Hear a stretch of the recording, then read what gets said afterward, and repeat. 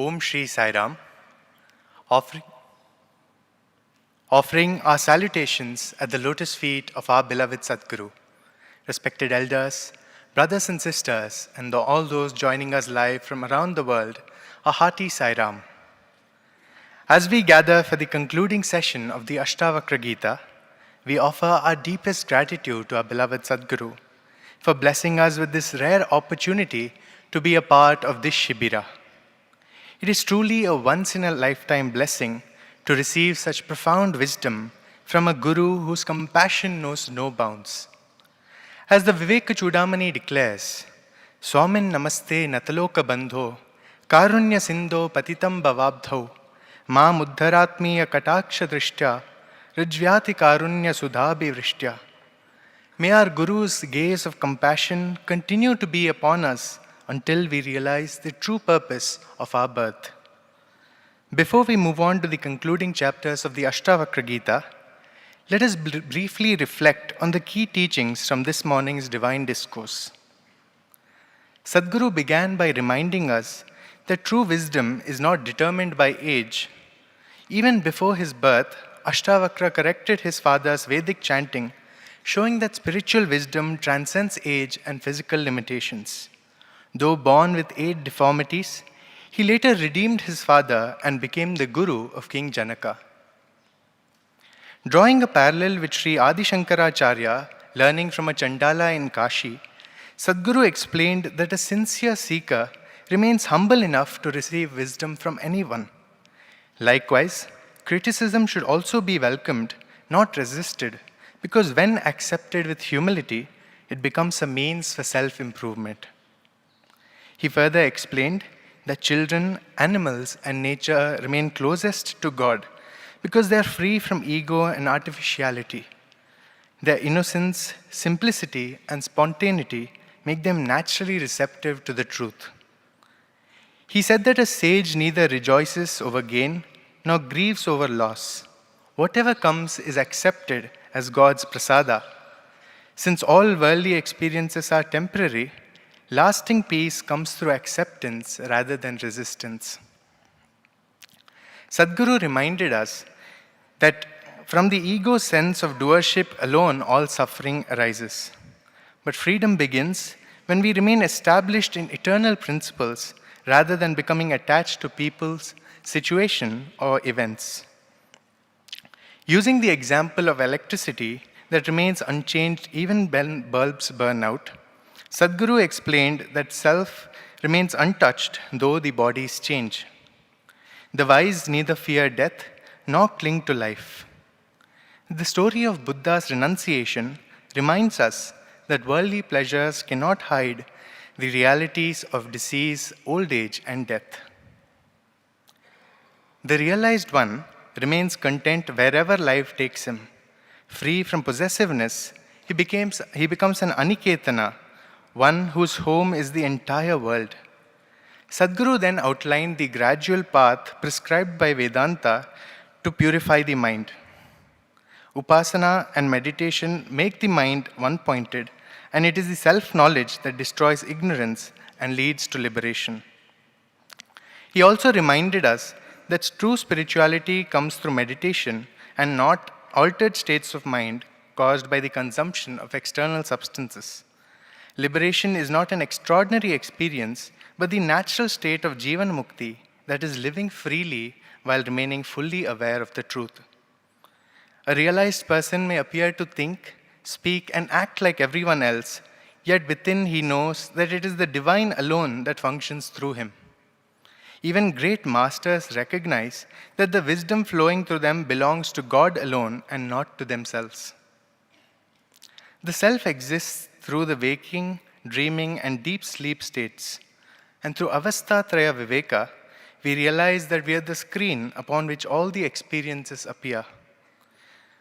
Sadguru explained that animals function by instinct, ordinary humans by intelligence, and realized beings live by divine intuition. Like a dry leaf carried effortlessly by the wind, the Gnani allows God to guide his every action. The liberated one neither seeks liberation nor claims to be liberated. Free from doership, he lives fully in the present. For them, love replaces duty and every action flows naturally. Finally, Sadhguru reminded us that one need not retire to forests in order to realize God. Purity comes by removing negative thoughts and not by changing locations. Service, spirituality, and universal love must go hand in hand for the welfare of society beyond all religious identities. In conclusion, Sadhguru described the desireless sage as a lion before whom the elephants of the senses flee in fear. Through sincere study of Vedanta, unwavering Shraddha, and complete surrender, one can attain that state of freedom. And the highest aim of spirituality is to remain pure, egoless, and to allow God alone to work through us. May we now pray to Sadhguru to grant us his divine discourse on the Ashtavakra Gita.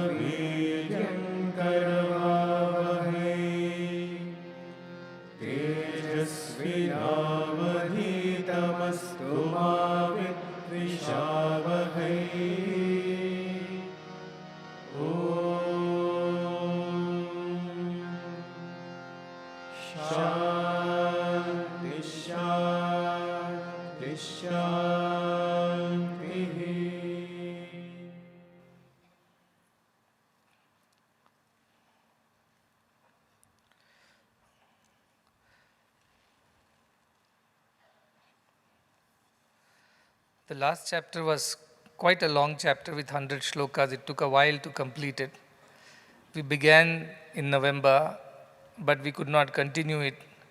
And now, with these 3 days, we are almost at the conclusion of this amazing text, which is, to me, the foremost of all Vedantic texts available, spoken in such lucid and simple way that anybody who has a little understanding, a little preparation can easily grasp these truths. Of course, truth is only one, spoken in so many ways. Ekam sat vipra baudha vadanti. The great ones speak about the same truth in so many ways, but truth is only one. However, the beauty of Ashtavakra's poetry is that he keeps us constantly engaged and engrossed, even though it is the same thought repeating in so many different ways, in so many chapters, in so many shlokas. But every time it brings a new understanding, a new revelation, and a new inspiration every time we read it. And that is the beauty of this scripture. And it only focuses on one single pointed idea of Advaita. Unlike Bhagavad Gita, which tries to address karma, bhakti, jnana, even Raja Yoga, Ashtavakra, from the beginning till the end, only completely focuses on the idea of oneness and denies the existence of the second, of the other. It does it in so many ways so that by the end of the book, at least something must enter the minds and hearts of the readers and seekers. Again, as I told earlier when we started, that it is not so much about who the teacher is. It is more to do with who the student is, who the learner is. If the learner is ready to learn, knowledge will happen. Of course, a good guru makes it easier, but a good disciple makes it truly happen. So from that point of view, now Janaka has heard 100 shlokas from Ashtavakra on the nature of the self and the type of jnani who is very different from the ajnani. He has a yoga drishti, he sees everything differently. Unlike an ajnani who has only loka drishti, who sees everything from the worldly point of view. And beautiful analogies, beautiful comparisons, contrasts, he has explained it thoroughly. Now what happens next? Once you hear so much of wisdom, the disciple Janaka is sitting there, he is overwhelmed. He is overwhelmed with the knowledge that he has just received.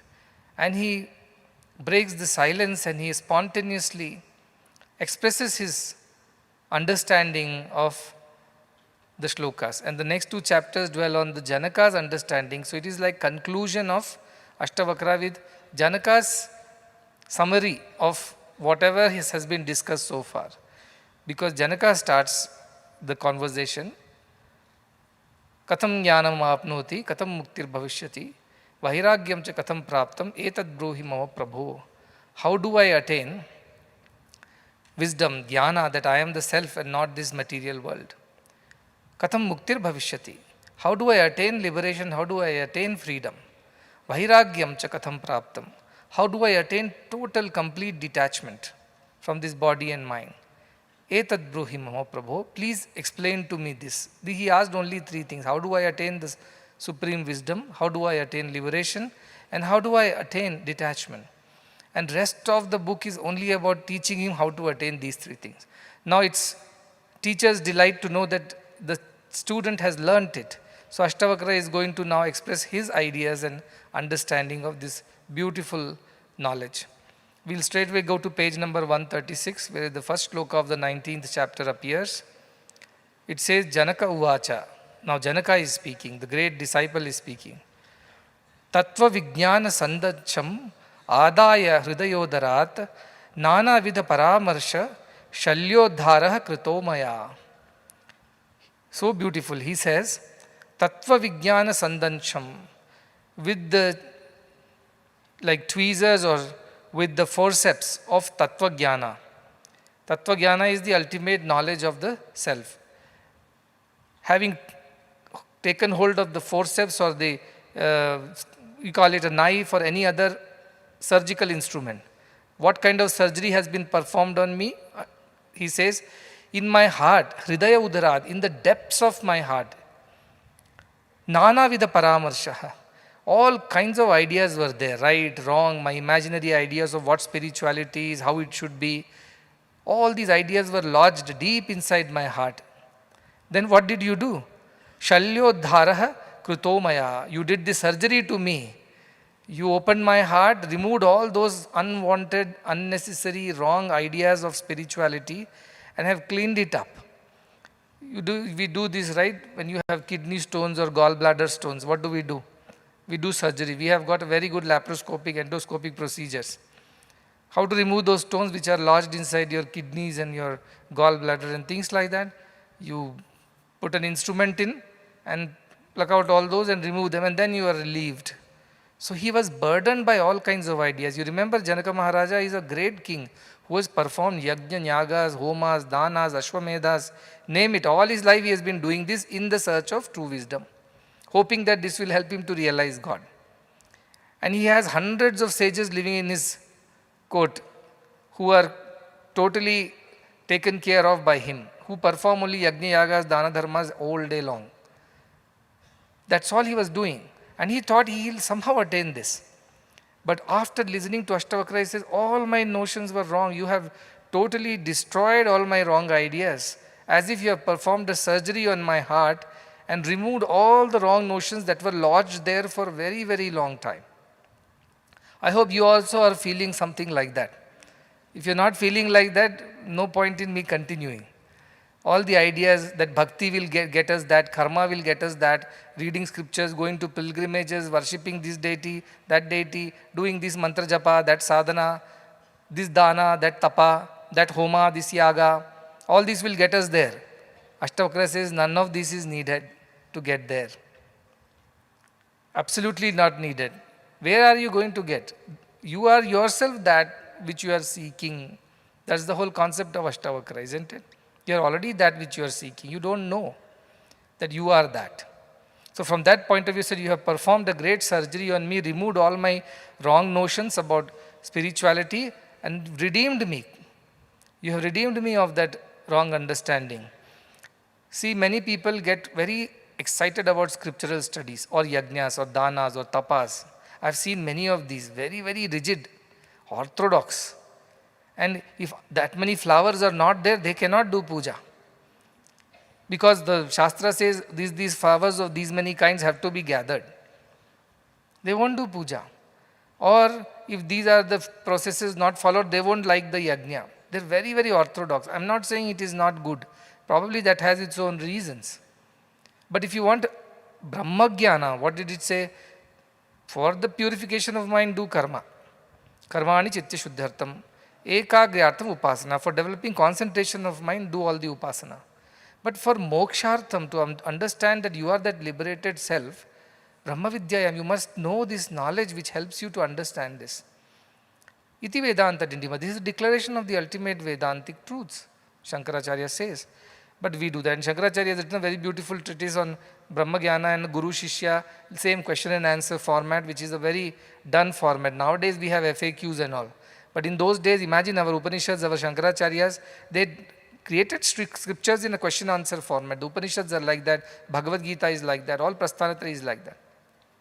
So what was there? He says in Viveka Chudamani, a beautiful shloka is there, just for knowledge I was saying. Shabdajalam maharanyam chitta brahmana karanam ataha prayatnad gyatavyam tattva jnanai tattvam atmanaha. This is a shloka from Viveka Chudamani which says, Shabdajalam maharanyam, the words are like a forest.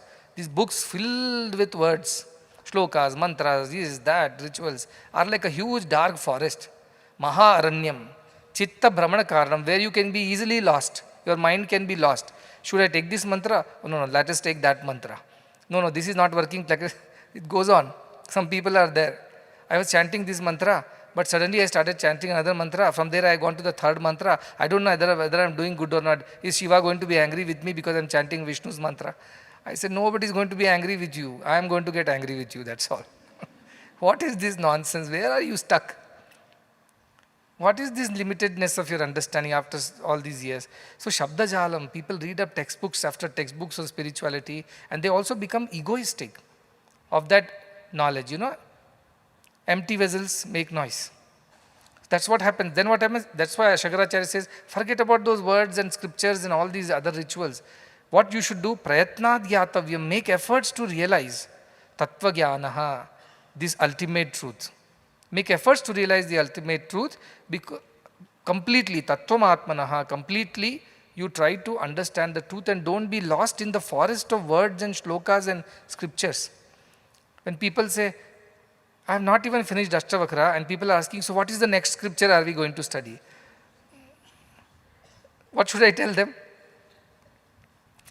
First you practice something of Ashtavakra. You don't need another scripture. This is good enough. That you don't want to do, just excitement. Okay, the next scripture, so that you can tout around and tell everybody, I have finished this, all scriptures, I am a great Jnani. You are not Jnani by reading scriptures, you are Jnani by practicing it and experiencing it. So this is the idea. The whole concept has been dismantled, that you have to do this 1, 2, 3, 4, 5 to reach there. He says you are already that, you don't have to reach anywhere, you just have to drop all these false identifications, that's all it is. Once that is dropped, you are already that. This is the essence of this shloka, that you have removed all the wrong notions from my head. Now some fools will be there in the audience who will think, thank God, now I don't have to do puja, I don't have to go to bhajans, I don't have to attend satsangs, I don't have to do any rituals, I don't have to read any books, no paravidya, no exams, nothing. That is why the previous chapter, it has dedicated a few shlokas to such fools who immediately think, oh, we know everything. But what happens to them? Immediately they fall into wrong ways. Once you have realized all this matter appeals to you, completely you understand. When you have not realized, you still need to follow those disciplines. The rules apply to you.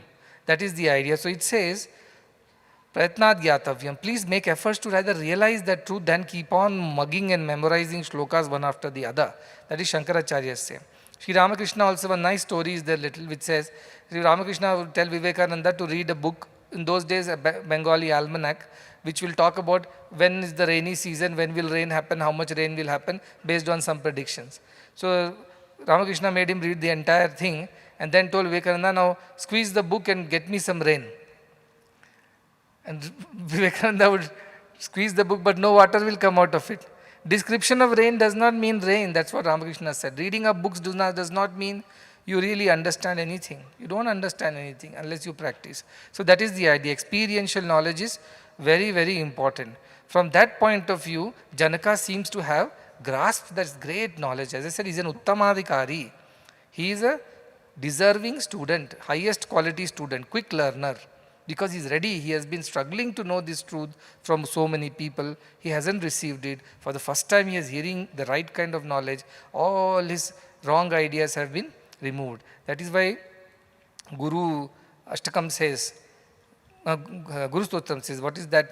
Agyana timirandhasya jnananjana shalakaya chakshurun militam yena tasmai Shri Guruve namaha. Oh Guru, I bow down to you because you have performed a small procedure on me. What is the procedure?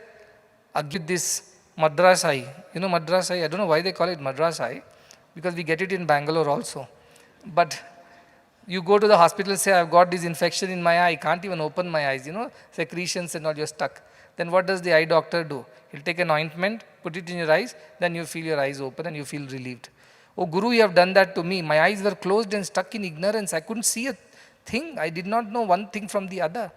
But you were kind enough, you were compassionate to perform that little procedure, opened my eyes, now I can see things correctly. That is the idea of Guru. That is why Guru is needed. Without Guru, this procedure cannot be performed. You can't put your hand into your kidneys and take out the stones. That doesn't work. You have to go to the right person who knows how to do it. So you have performed the surgery on me, and he's so grateful. He's so grateful to Ashtavakra for having done this. Then what happens next? The next sloka is on page number 139. It says, Kva dharma kvacha vakamaha kvacha artha kva vivekita kva kvacha vadvaitam swamahimni stitasya me.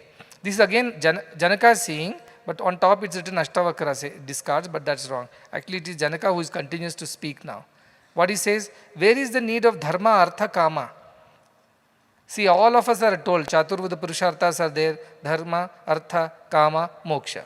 You have to follow dharma, righteousness, artha, earn the money in the righteous ways, then fulfill only the righteous desire, then you will read the moksha, the liberation. But what is this man saying? What is the need for me to, where is the question of doing dharma? Where is the question of fulfilling any desires? Where is the question of earning any wealth or any other things? Where is the question of having discrimination to understand this from that? Dvaitam, where is duality at all? There are no two for me. There is only one self which is shining everywhere. So also what is Advaita? Oh, you are not a Dvaitin, so you are an Advaitin. That is the new trend here now. We have Dvaita, Vishishta Dvaita and Advaita. Three. God is there, I am here, but I am a spark of God. A bit of God is in me too, but I am not the whole of God. The first one says, I am not God, I am different, I am only a small devotee. God is that big supreme Lord. The second one says, I am not God, but I have the spark of God within me. I have also come from God. Therefore, in some way, we are connected. But I cannot become God. I can worship God, and one day when I worshipped Him so thoroughly and pleased Him, He'll take me to Vaikuntha, Kailasha, wherever, and I will live with God. That is Vishishtadvaita Ramanujacharya. Our Ramanujacharya is Melakote. You know that our campus is there close to Melakote. And then the third one is Advaita, which is Adi Shankaracharya. Adi Shankaracharya says there is no two in the first place. Brahma Satyam Jagan Mithya, he says. This understanding of two is wrong. There is only one. There was always one, will always be one. So what is all this samsara we see? It's a reflection, reaction, resound. The source is only one. It's just the reflection, it's the resound, it's the reaction that we see everywhere. Nothing more than that. Like in a room full of mirrors, you will see so many reflections of the same person. But they are not different persons. It's the same person. That is the Advaitin. It appears like so many people are staying in that room to a fool. But to a wise one, they know all are reflections of the same person. So that is the idea of Shankaracharya. Now he says, to understand that I am a Dvaitin, I have to follow the path of Bhakti and Dvaita, or I am an Advaitin who will go at the Shankaracharya way. That also is no more a discussion for me. Because there is only one. Where is the question of discussing about the second or not discussing about the second? Where is the need for it, he says. There is anyway only one. Why have to emphasize there is one by talking Advaitic philosophy? I understand it, he says. Then he says, Swa mahimni stitasya. When I am abiding in my glorious self, the pure, unsullied, Advaitic self, when I am already abiding in that, why do I need to worry about all these things, all these philosophies? I have understood that because so far I was stuck with all these things. I thought this is better than that, that is better than this. Sometimes Advaitins are very, very proud.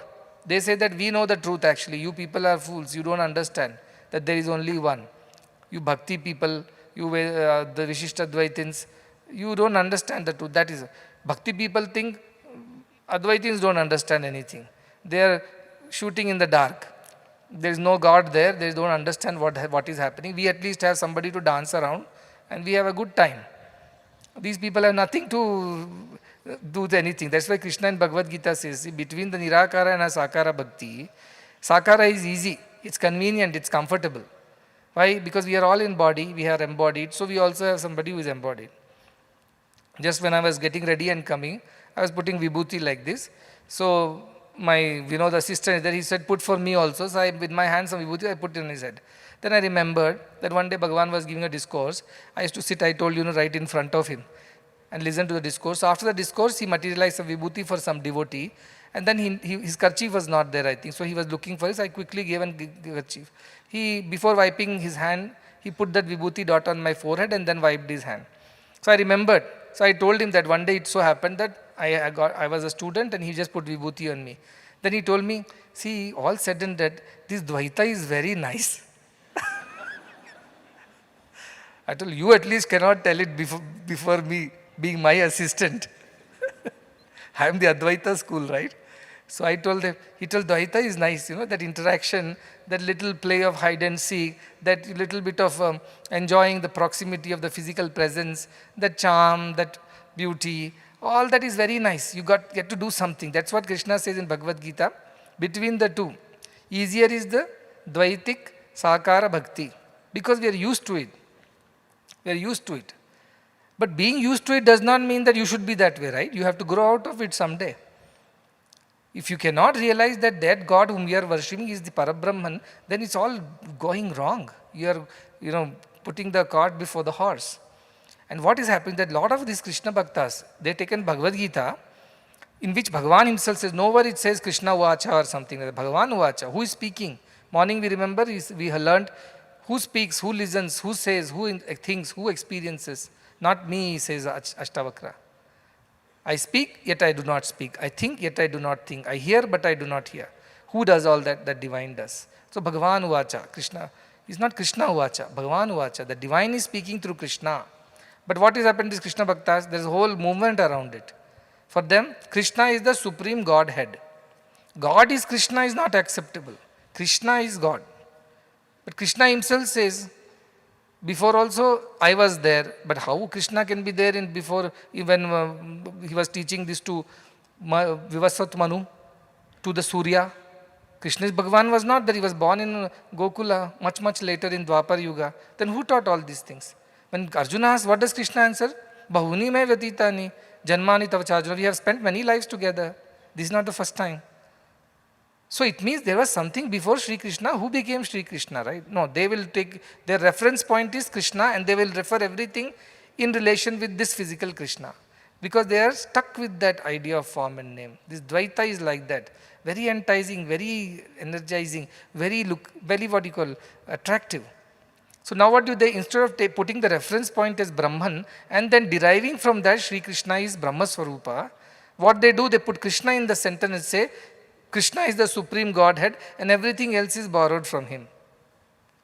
You get my point? They change the center itself. Why? Because they want their form and name to be in the center. See, this madness comes with Dvaita Bhakti, which you can overcome through a little bit of jnana with Advaita Bhakti. I am also saying Krishna is the supreme Brahman. But what I am saying, Brahman always was there, is there and will be there. Krishna is one manifestation of Brahman. Sathya Sai Baba is one manifestation of Brahman. Brahman was always there. That's why Bhagavan told me, Sai Baba is God is not the right way of saying it. God is Sai Baba is the right way of saying it. But the moment I told our David Consweet, as I mentioned to you, his jaw dropped. What? All this while I thought Sai Baba is God. I said, I am saying the same thing. God is Sai Baba. No. Sai Baba is God is what I thought. It was same thing. God is Sai Baba. But no, we are devotees of Sai Baba. Sai Baba first, God later. You get my point. Our referencing is all gone wrong. So we get stuck with names and forms. So far we have been Dvaita, Advaita. Now Janaka says, what is Dvaita? What is Advaita? There is only one. There is no need to talk about Dvaita because there is no second. So what are you talking about? There is no need to talk about Advaita because we already know there is only one. What is there to emphasize on that? All these arguments, debates, fights are not necessary. Because I am abiding in my most beautiful, glorious self where everything feels one. That is the beauty of realization of Janaka. He's so happy. Lot of descriptions are there, you read for yourself. I have given a lot of other course references. The third shloka, 19.3, 142 page, it says, Kva bhutam, kva bhavishyad va, vartamanapi kva va, kva desha, kva cha va nityam, swam mahimni citasya me. Who is established in the glory of the self now, I have understood what are these things. Kva bhutam, what is past? Kva bhavishyad, what is future? Va vartamanapi, okay, past is not there, future is not there, present is there. He said that is also an illusion. Vartamanapi kva. Kva deshaha, what is this place? Kvacha va nityam, what is permanent over here? Everything is temporary. When I am established in self, this is how my vision has changed. See, time itself is an illusion, he is saying. Yesterday, today, tomorrow. Especially when I travel around the globe, I understand how big illusion the time is. Somewhere sun is rising, somewhere sun is setting, somewhere sun is in mid-noon, and you get confused. Somebody's time is AM, somebody's time is PM. So I don't understand which time zone we are. In US, I've been to US. US itself is a confusion. From East Coast to West Coast, so many time zones. And come to India, in Middle East, everybody is some time zones. So this time is a concept which is measured between two events. That's all is the measurement of anything between two events is time. Between sunrise and sunset, that is our old measurement, we call it a ghataka. In that ghataka, morning till evening, sunrise happens, we note down. When sunset happens, we note down. We count all the time in some measurement, minutes, hours, whatever else, prahara and things like that. So we created time. Time did not exist. If the second event did not happen, let's say sunset did not happen, will time exist? Where is the reference point for time? In dream, does time exist? It doesn't exist. You go in a dream to Chennai and come back. You haven't moved an inch from your bed. But you seem like you have traveled the whole place and come back. Even you can go to Mars and Moon and come back. Where is time? But you feel it is real, isn't it? And you are traveling wherever in dream, it feels real. But it is not real. Similarly, sometimes when you are sitting in the class, let us take mathematics class. Your mind switches off after the first equation. Where does it go? Somewhere it goes. It's traveling around the universe. Where is space now? You are sitting there, yet you are not there. You are traveling somewhere with your mind, as if you are at home or you are in football field or in the canteen, wherever, depends on your interests. Suddenly bell rings, you realize, oh, period is over. Or a chalk lands on your head, or a duster, what God forbid. Then you realize, oh, I'm back here. Oh, this is my classroom, maths classroom. Otherwise you are somewhere. So space is an illusion. He says, Kwa desha. Where is space? Space is a distance between two things. Time is a distance between two events. If the second event does not happen, time disappears. If the second reference is not there, space disappears. Look at the space, look at night sky. If there were no stars and moon on a dark night sky, where is the end? Where is the end of this universe? Where is the space? Even Earth is just a suspended little sphere going round and round and round for 5 billion years. There are millions of universes. Now we talk about multiverses. We say all the universes are continuously expanding. New universes are getting generated. And we talked about it. Kathopanishad talked about it. So many universes are there. Scientists are discovering only now. But our rishis had discovered that there are so many universes. This is not the only place. This is not the only way. So time itself is an illusion. Space itself is an illusion. What is to discuss on these matters, he says. Why should we discuss these matters? I am very happy. I am settled in myself and I don't feel the need to physical eyes, physical mind, time is there, space is there, all these things are there. But for one who is abiding in the self, suddenly all this disappears. Like when you are dreaming, space, time disappear. When you are in deep sleep, everything disappears. All the universe, physical universe is controlled by three things: desha, kala, paristhiti, space, time and situations or causations. None of this exists. In a dream, what causes what you don't realize. Suddenly incidents jump from one to another. In the dream, you are in your home. Next moment, in the next scene, you are in the school. In the next scene, you are in somebody else's home. No logic. So, when time and space disappear, there is no logic that remains, so situations also disappear is the idea. So he says, in the Atman, in the realization of the self, all these things do disappear. That is what he is experiencing at this point in time. That all this is an illusion. And I was believing that all this is real. The birth is real, death is real, all that happens in between is real. I was struggling with this concept, but it is not real. If anybody is sleepy, please drink water. Then the next one he says in page number 145, fourth shloka, Kva chatma, kva cha vanatma, kva shubham, kva ashubham yatha, kva chinta, kva cha va achinta, swamahimni stitasya me. For me who is established in the self, where are these dualities existing? Which is Atma and which is Anatma? See, again there is a concept from our scriptures called Atma Anatma Viveka. What is Atma Anatma Viveka? This is the real self, this is Atman, and everything else is an illusion. Rope and snake, you remember? Rope is real, snake is unreal. Snake is an imagination on the rope in the dark. So we call snake as Anatma, which is not real. Rope is the Atma, which is real. Similarly, God is the Atman, which is real. World is Anatma, which is unreal. It is just the manifestation of God in so many ways. This is the concept we have learned. So there is a concept of Atma Anatma Viveka. Shankaracharya uses it, saying that please distinguish between what is real, what is permanent versus what is unreal and impermanent. What do you mean by impermanent? It does not have its own independent existence. Example, you are a boy. You also are a student. Now, being a student depends on you being a boy. If you are not a boy, you cannot be a student of the school. Or you are a man, therefore you are also a husband. You cannot be a husband without being the man. So husband is the illusion or temporary part of you. Man is the permanent part of you. That is the idea of Nitya, Anitya or Atma, Anatma, Viveka. He is saying, there was no snake in the first place, right? There was only a rope. We thought there was a snake. So where is the need to discuss anything? Why we have to search that snake? Why you have to discuss that snake? Why you have to find out how long, how short, which color, which species the snake was? Why all these scriptures? Why all these discussion? Why all this hangama? There was no snake in the first place. Where is this Viveka coming? Right, you felt there was a snake, so you got scared, so you realized that, okay, there is no snake now because you put a torchlight, you realize there is no snake. When there is no snake and I know it because now I abide in the self, like in daylight I can see it's a rope and not a snake, where is the question of me to discuss anything? Where is the question of me to discriminate anything? Not necessary. He's reached that stage.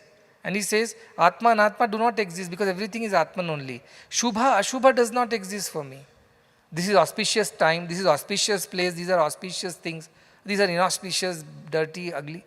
Doesn't exist for me. I can't see the externalities of things. For me, everything is same.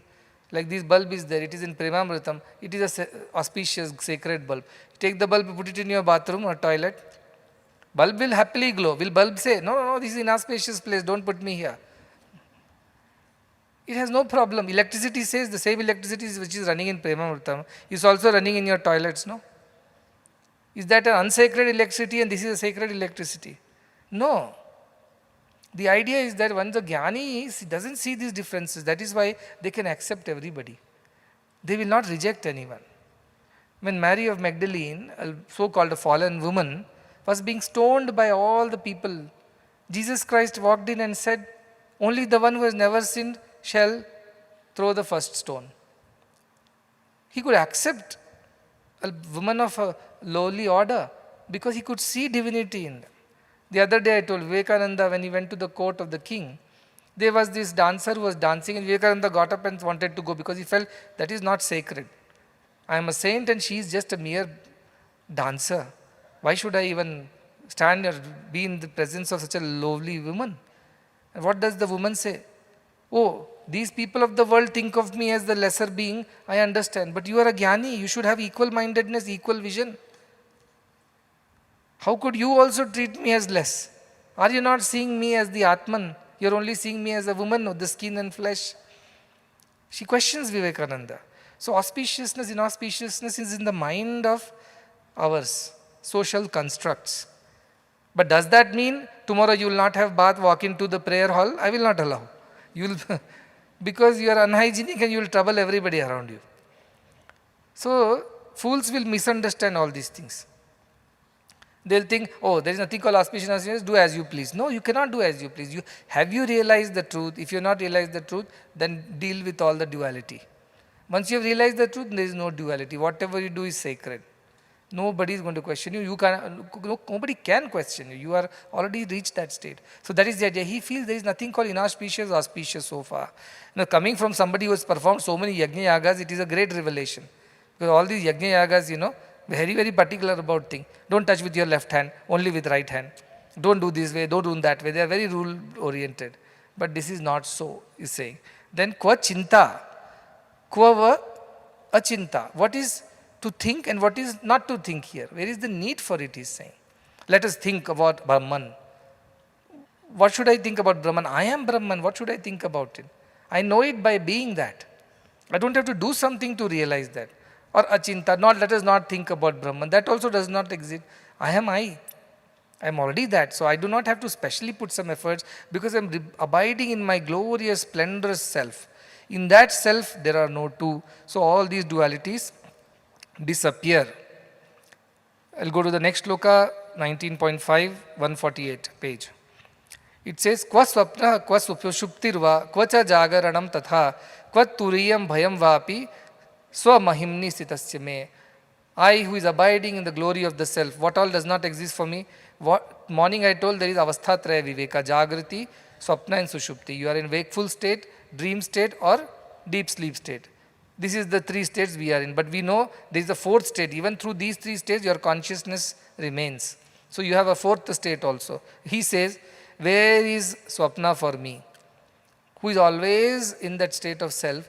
You are compartmentalizing my existence into various ways based on certain conditions. When my eyes are open, you call me awake. When my eyes are closed and REM, you call me dreaming, rapid eye movement state. When my eyes are not moving, I am totally silent, you call me you are in deep sleep state. But I am not changing. My true self consciousness is not changing.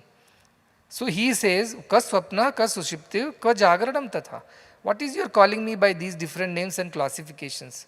I am not different in each of the state. I may appear to be different. I am the same person, the consciousness. But he goes one step ahead. Kva turiyam bhayam, he says. Kva turiyam. What do you talk about me to go to the fourth state of consciousness? That also I don't have to discuss and deliberate upon because I am already that. You call me, somebody comes in, there is a man, he calls it, you are husband. You are a husband. He says, yes, I am. Somebody comes and says, you are a son of this person. He says, yes, I am. Third fellow says, you are the father of this person. He says, yes, I am. Then somebody comes and says, you are the staff of this institution. Yes, I am. Somebody says, you are the friend of that person. Yes, I am.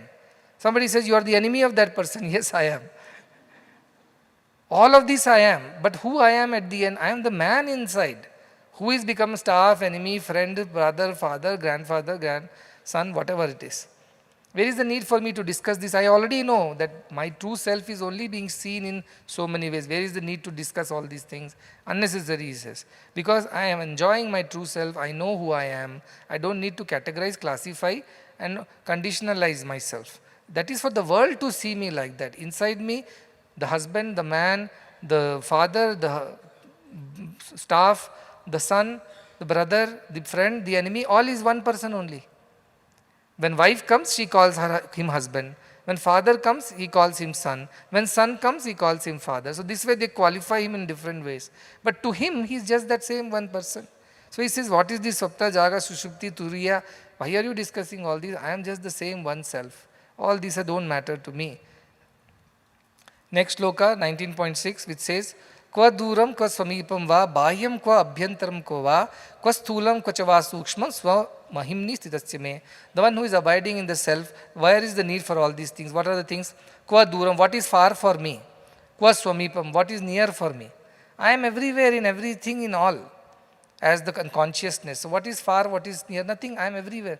That's why Upanishad, tade jati, tanne jati, tad dure, tadvantike. It is far, it is near, it moves, it does not move.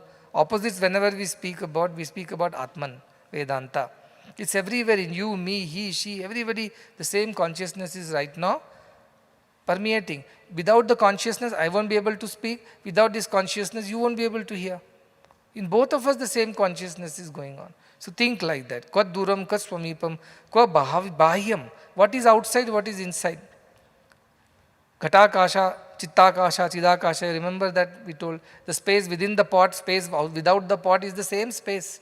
Pot makes it appear that this space is different from that space. But can you quantify it? No, you can only quantify the size of the or volume of the pot. But the space is the same inside or outside. If the pot breaks, the space does not break. And if a new pot is made, this space is not transferred into the new pot.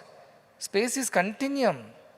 Thoughts come and go. Like that, consciousness is continuum. In between all of us is the same consciousness.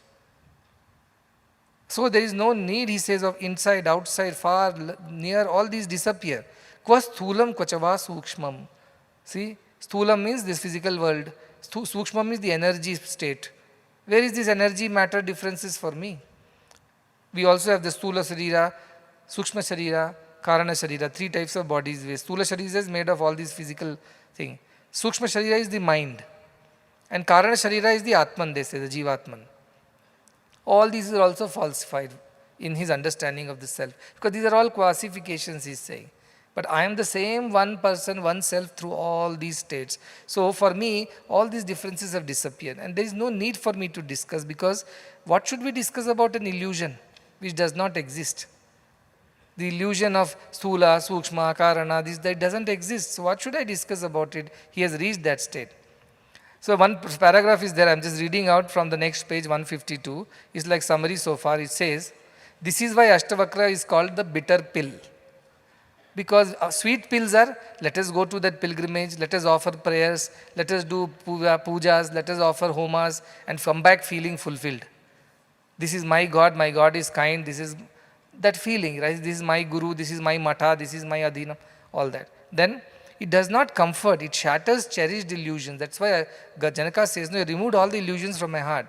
What then should be one who struggles hard to avoid rebirth? Do now. We are all trying to escape the cycles of birth and death. Janaka says there is nothing called cycles of birth and death. Suddenly all our concepts are shattered.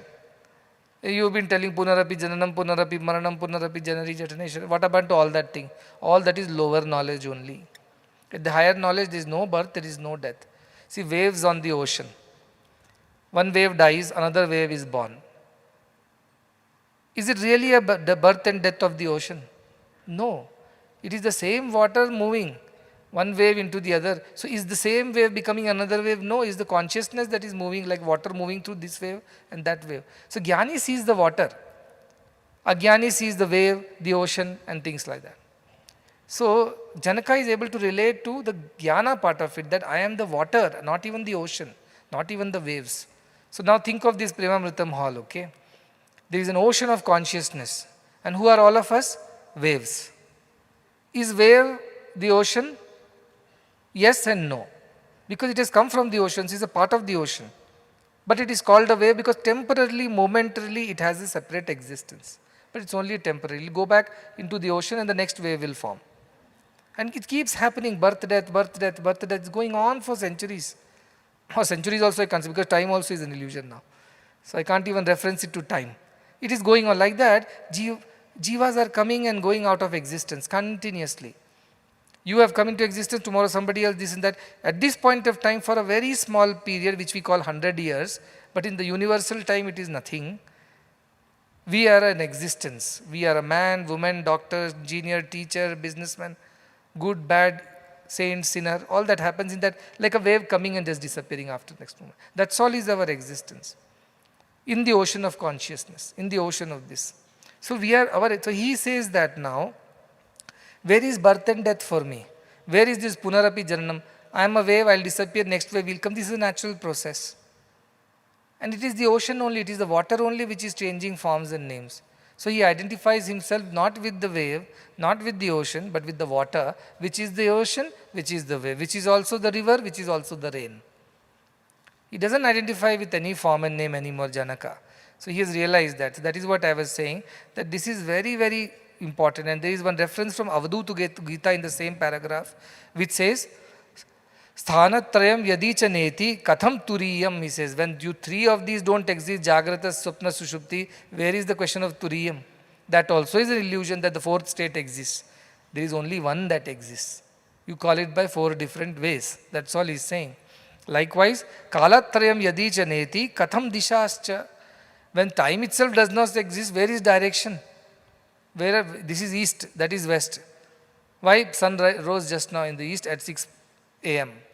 6 a.m. is not true, east is not true.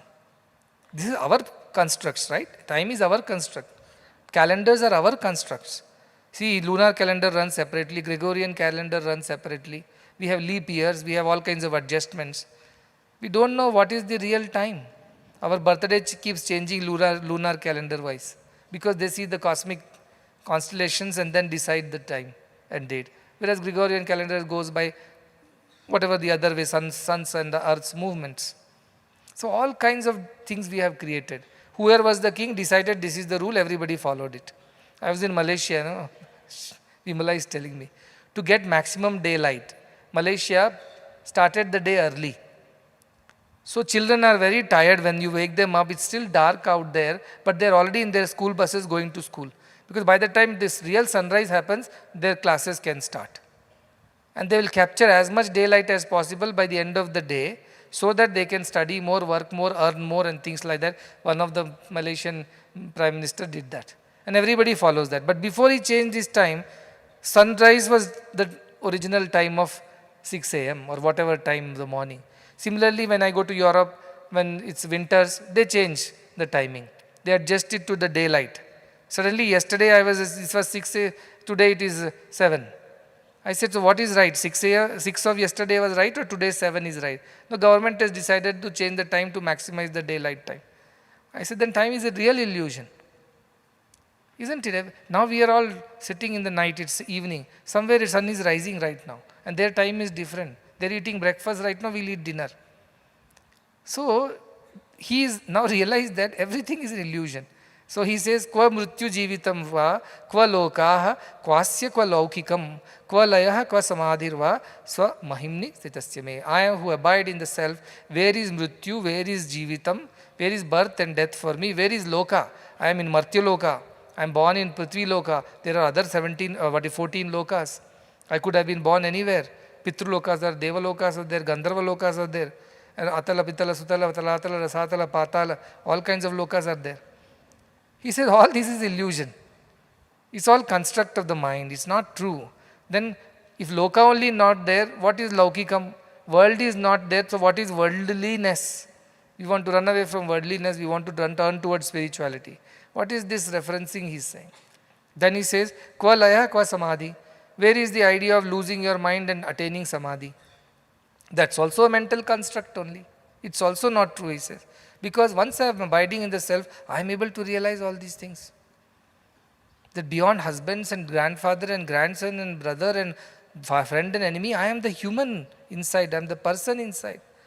All these are constructs based on situations that are around me. And none of this is true. Today I am husband, if I marry, I am a husband. If I don't marry, I will never be a husband.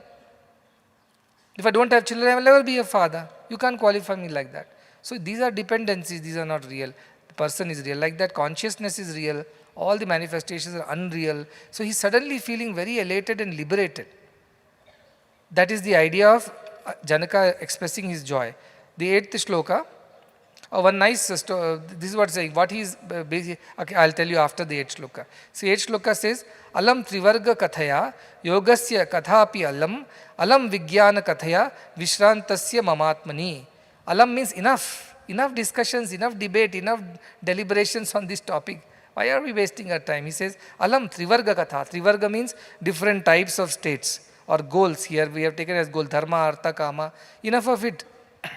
All the time we have been told, follow dharma, attain artha, fulfill kama. Enough of it, he says. Then he says, yogasya katha api alam. The story of yoga, bhoga, droga, tyaga. Enough.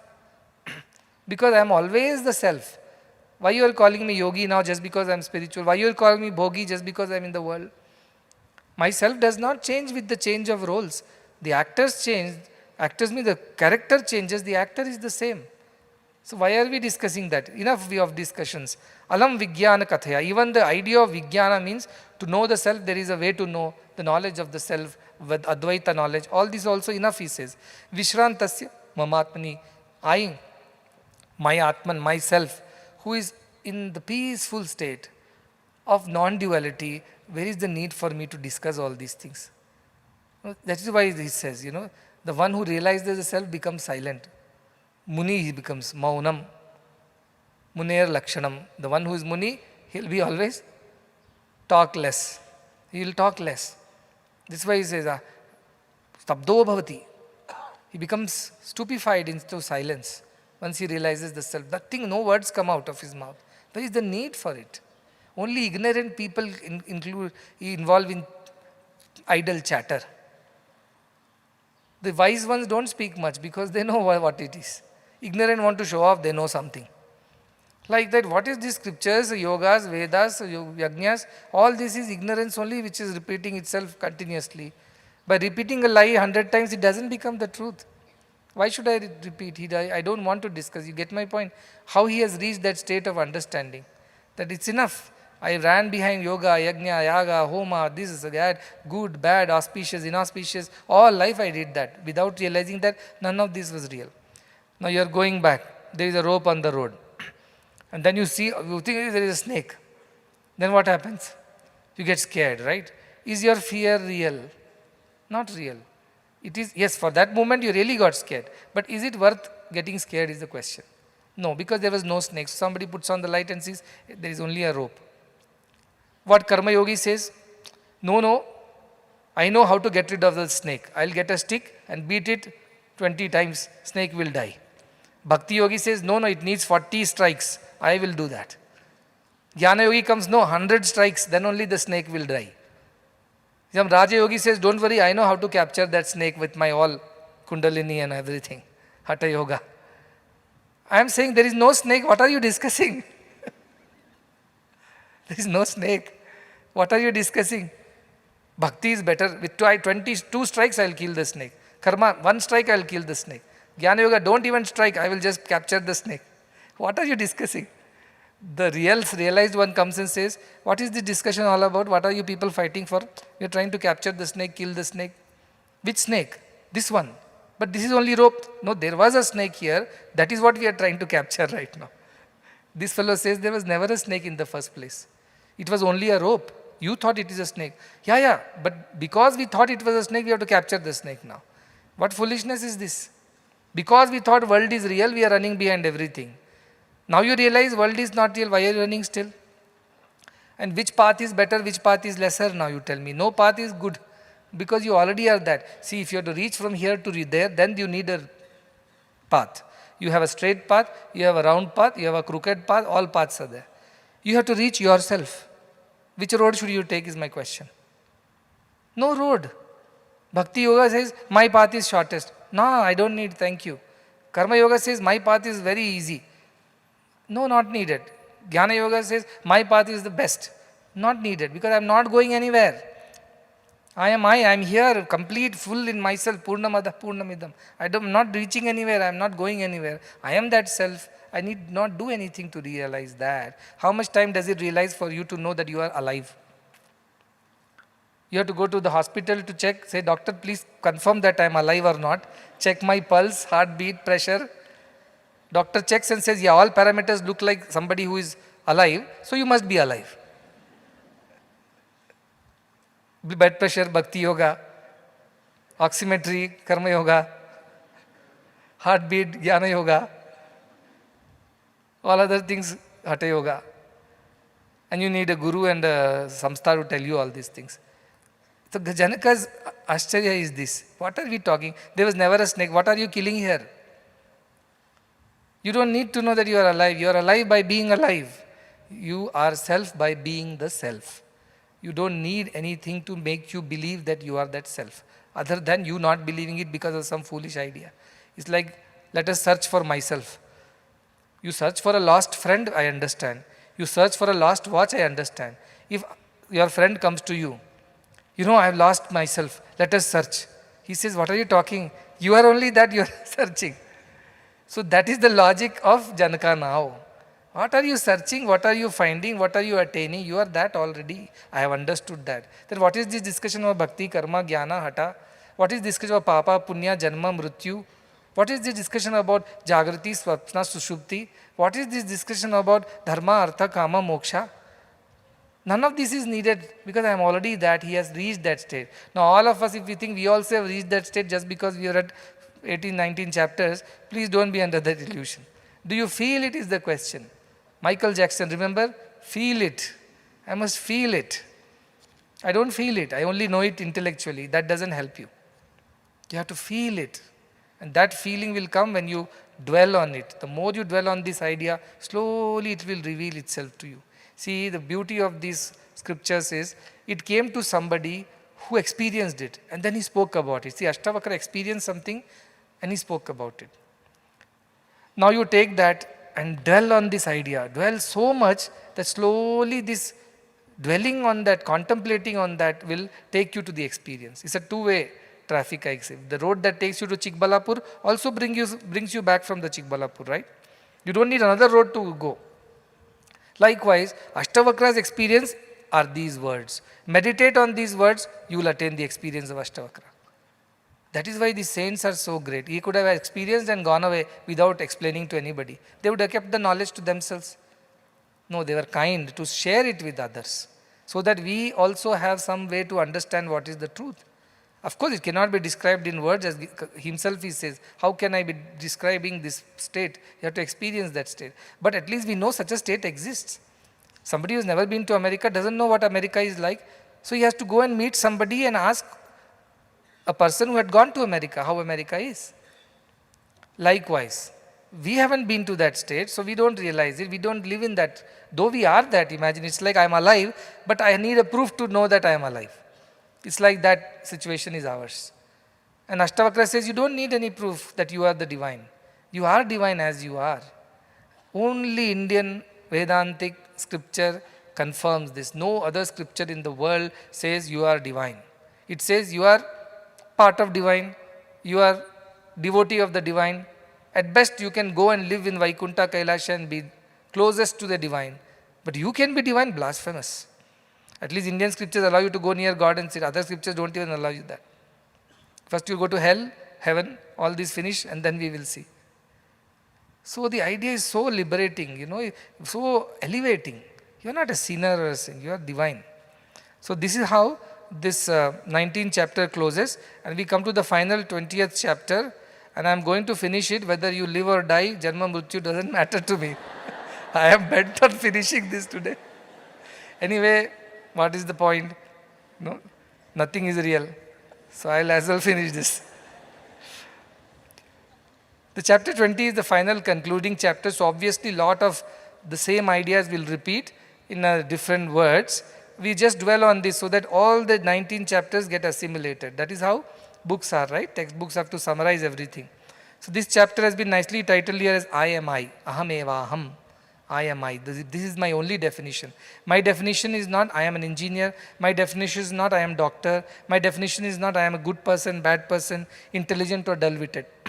My definition is I am I. In that I, are you a man, woman, old, young, intelligent, dull? No. None of these qualifications exist in that state where you are I. So I am I. This is the final chapter. I'll start with this very nice paragraph that we have borrowed from Swami Chinmayananda, who describes what Ashtavakra Gita is all about. It is in the very first paragraph where it says, Swami Chinmayananda says, in communicating to seekers the unsurpassed beauty and the indefinable perfection of the Absolute, the Upanishads stammer.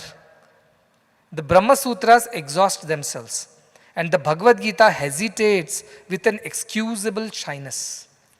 See how he puts all the Prasthantarayas in their places. He says, Upanishads stammer. They say it, but they say it so very, not spontaneously, continuously. They say it, yet not very well.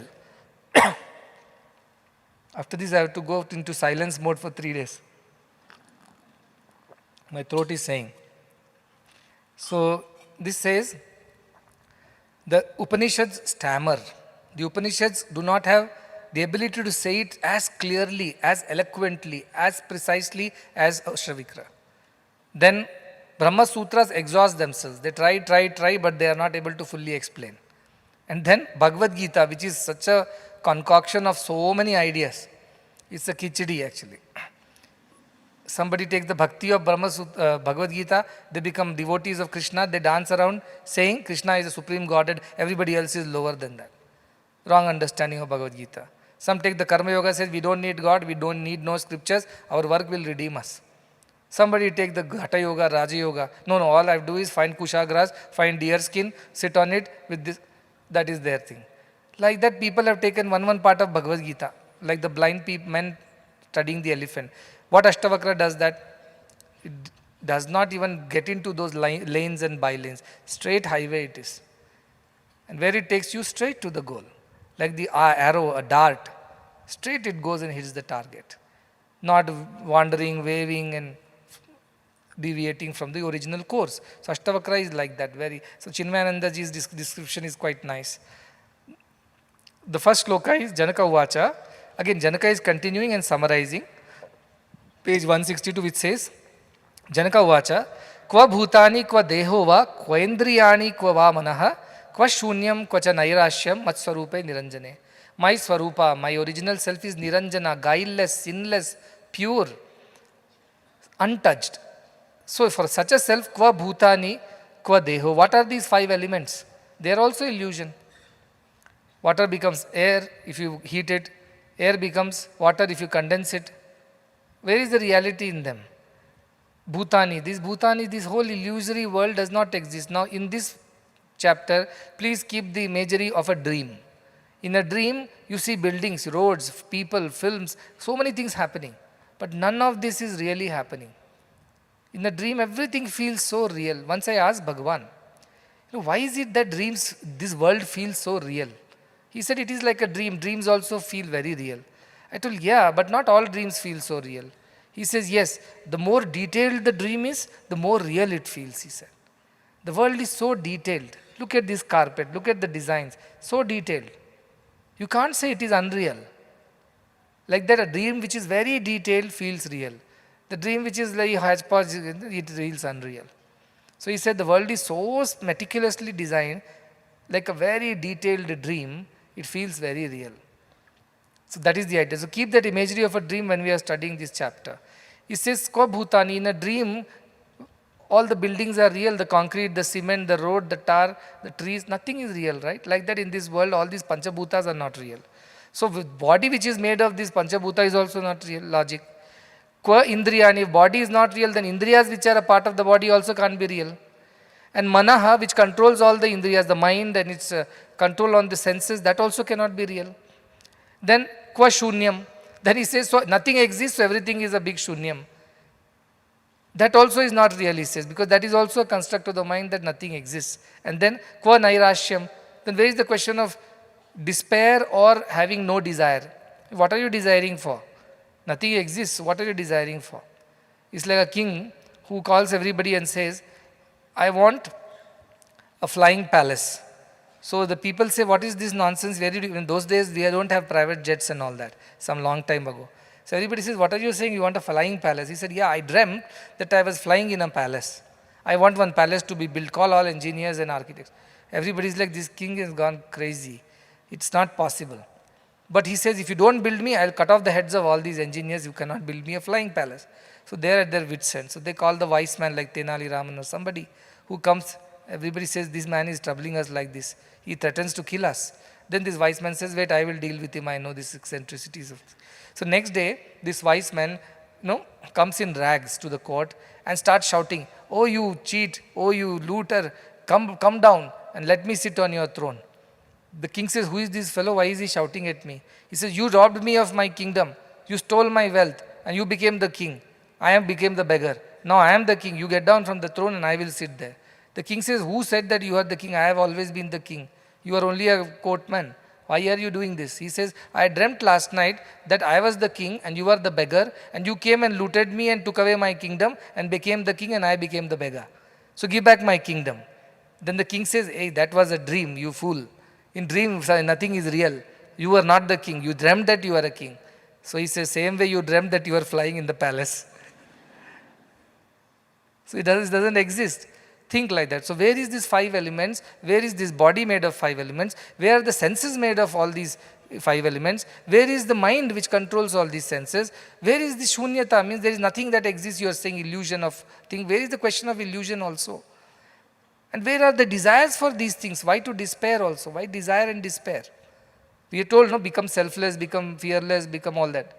But the question is that where is that question of becoming anything? You already are selfless, fearless, desireless as you are. Your original state is that.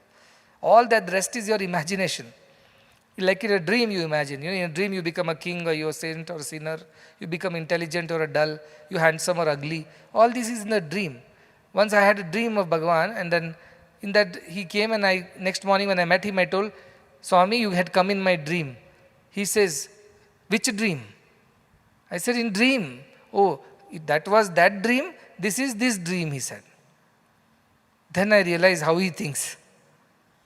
That is that dream, this is this dream. Both are dreams. Sometimes dreams in a dream, have you seen that? You see a dream, in that another dream, in that another dream. Loops of dreams. Same thing he says. In this Jagata dream, you go to bed, you see one more Swapna dream. It is just dream within a dream, and nothing really exists, is what Ashtavakra is telling. Now it's quite shaky, because at the end I will tell, no, go tomorrow, do service, study well, behave well. All this I will tell. But in the dream only I am telling you, because as a realized self, when you wake up, it doesn't exist for you. All these rules don't exist for you. Sometimes we are in the dream and we know we are dreaming, right? We see a lion is chasing us. But luckily there is some little relief that I know I am dreaming, but somehow I am not able to get out of that dream. I am stuck in the dream. Have you experienced this feeling? How many have experienced that you are in a dream, but you know you are dreaming? Everybody has experienced some point in time. What is your situation when a lion chases you in the dream and you know it is not a real lion? Suppose you don't know it is a real lion, and I know what's going to happen on the beds. All these children's beds I know in the morning. The wardens will come complaining. This fellow ruined the bed again because he dreamt some ghost was chasing, lion was chasing, or warden was chasing. Whatever. So the boy wakes up. But if the boy knows this is a dream and the lion is not real, then he is more confident, right? Of course, he still cannot get out of the dream. He knows it is a dream, but he's stuck in the dream. We are all like that, stuck in the dream of this Jagat. We are unable to get out of it. I am a man, I am a woman, I am a rich, I am a poor, I am a devotee, I am a non-devotee, I am a good man, bad man. We are stuck in that dream. We are unable to break out of this dream.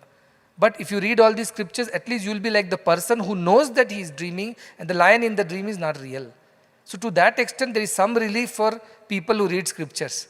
Those who know nothing of the scriptures, for them the lion is real, the chase is real, the fear is real, and the bedwetting is real. You get my point? At least scriptures gives you that little strength to deal with the world, knowing that it is unreal after all. My losses are unreal, my gains are also unreal. My friends are unreal, my enemies are unreal. At least some sense of relief. Otherwise you are stuck and you are gone. You will be suffering every day. So Ashtavakra to that extent helps us. Next is second shloka. Kva shastram kva atma vijnanam kva va vinirvishayam manaha kva tripti kva vitrishnatvam gata dvandvasya me sada. For one for whom the duality has gone forever, never again he will go back to the dual world. He has realized, he has changed his nature, and no more. It's an irreversible transformation. Jnana is irreversible. See, once it happens, you cannot go back to the old ways. It's permanent. Change is permanent. So what happens for such a person for whom the duality has disappeared? Where is the question of reading Shastras, books? What should I read in books? About the dream lion. Why should I read? After all, it's a dream lion. Then Atma Vijnanam. Then to realize how to realize the self. Where is the need for me? Now I know it is a dream. That's good enough a knowledge for me. Why should I study the height of the building in the dream, the width of the road in the dream? Why do I need to know is the question. This is unnecessary. So why I need Shastra, Atma Vijnana, or Nirvishayam Manaha, or detached mind? Where is the question of detached mind? Will you get attached to the wealth in the dream? If suppose you know that it is a dream. In the dream you won a lottery, $1 million, let us say. And just your mother comes and wakes you up, saying, get up, your time to go to office. You will say, wait, another 5 minutes, I'm about to cash the lottery, $1 million. Do we do that? We just say, oh, that was a dream, I won $1 million, which is not for true. You just give up, you don't chase after that $1 million. You don't start looking for the lottery ticket under the bed, in the pillow and all that. It is not true. You just get up and realize it is not true. That's it. Nor you insist that if I dream a little further, maybe I will win the lottery. It's not true. So the one who knows that he is dreaming is safe. While he cannot escape the dream, he can escape the emotions and the consequences of believing that the dream is true. At least to that extent, that person is safe. That is what the scriptures are able to do for us. They know there are sadness in this world, there is happiness in this world, there are joys and there are sorrows, disappointments and disagreements, excitements, wars, all kinds of things exist. But luckily this is a dream, this is not for real. To that extent they can be safe, they can be okay in this world. That is the idea. So nirvishayam manaha, where is the need for having desirelessness? What you will desire? I am desiring for my own leg. This is already your leg, it's not somebody's leg. What are you desiring for? Everything is you, that is the idea. Kva triptihi, so when your desires are satisfied, you feel satisfied. Where is the question of being satisfied? You've eaten a dream dosa, you are satisfied. No, it's in dream, like that. Kva vitrishna, so where is the question of also running behind or chasing after things? When you have no duality left in the world, everything feels like divine, dualities disappear, there is no question of all these dual ideas. That is the whole idea. Next one is, in the same tone, I won't dwell too much, we'll quickly go. He says, Kva vidya, kva cha va avidya, kva va aham, kva idam, mama kva va, kva bandha, kva cha va moksha, swa rupasya kva rupita.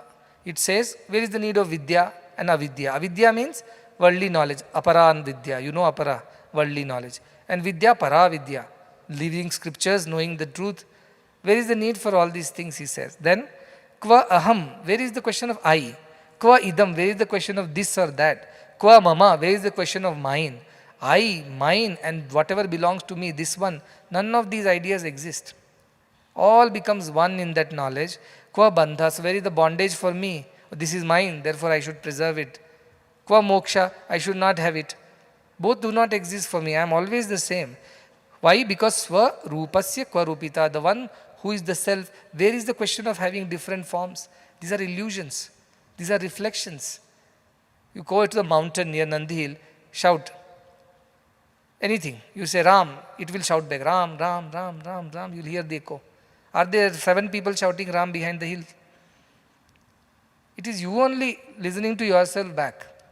You stand in front of a room of mirrors, it is you only reflecting in all of them. Are there 5 of me sitting here, 2 on this TV, 2 on the screens? No. It is me only in these many TVs. That is the understanding of the Jnani. I am only all of you. There is no difference. When Bhagavan used to say, I and you are one, oh, everybody clap, clap, clap, clap. What did you understand? Nothing. How are you and I one? I don't know. Swami said, we are one, we are one. It doesn't work like that. No experience. He is experienced, so he is saying from the authority of experience. We are only reading scriptures and repeating like parrots. Doesn't work. So Janaka has experienced. So the concept of Jiva, Jagat, Ishvara has disappeared. Jiva means this individual, you, I and all that. Jagat means this whole world around us. Ishvara means the supreme Brahman. 3 things. No, there are no 3. Tritayam nasti. The 3 don't exist. Ocean, wave and water, are they separate from each other? Can you separate water from the wave from the ocean? You cannot. Like that, this idea of you being as individual soul, there being a greater soul, and the world being around us, all these illusion. Everything is made of the same thing. Let's imagine the whole ocean is Jagat, let us say.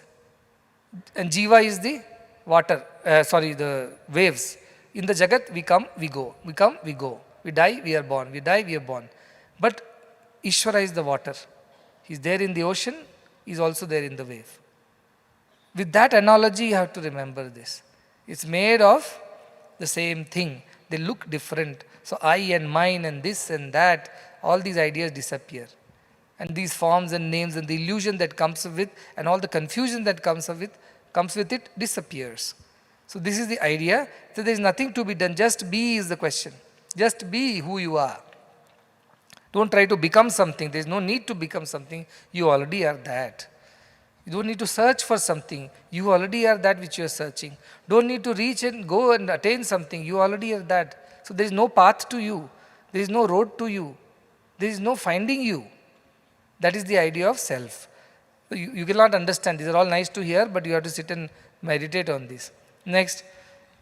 Kva prarabdhani karmani jivan mukti api chakva ka tat videha kaivalyam nirvisheshasya sarvada. Where is the prarabdha karma for such a person?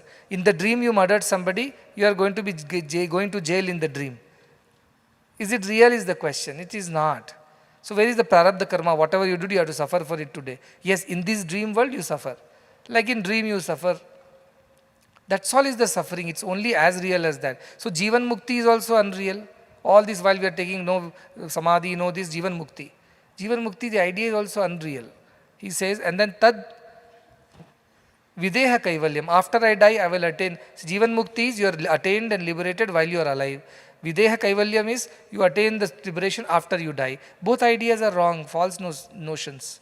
Then Nirvisheshasya Sarvada, the one who has no differentiation, no attributes, for such a person, where is all these mukti and bandha and videha mukti or jivan mukti? None of these exist.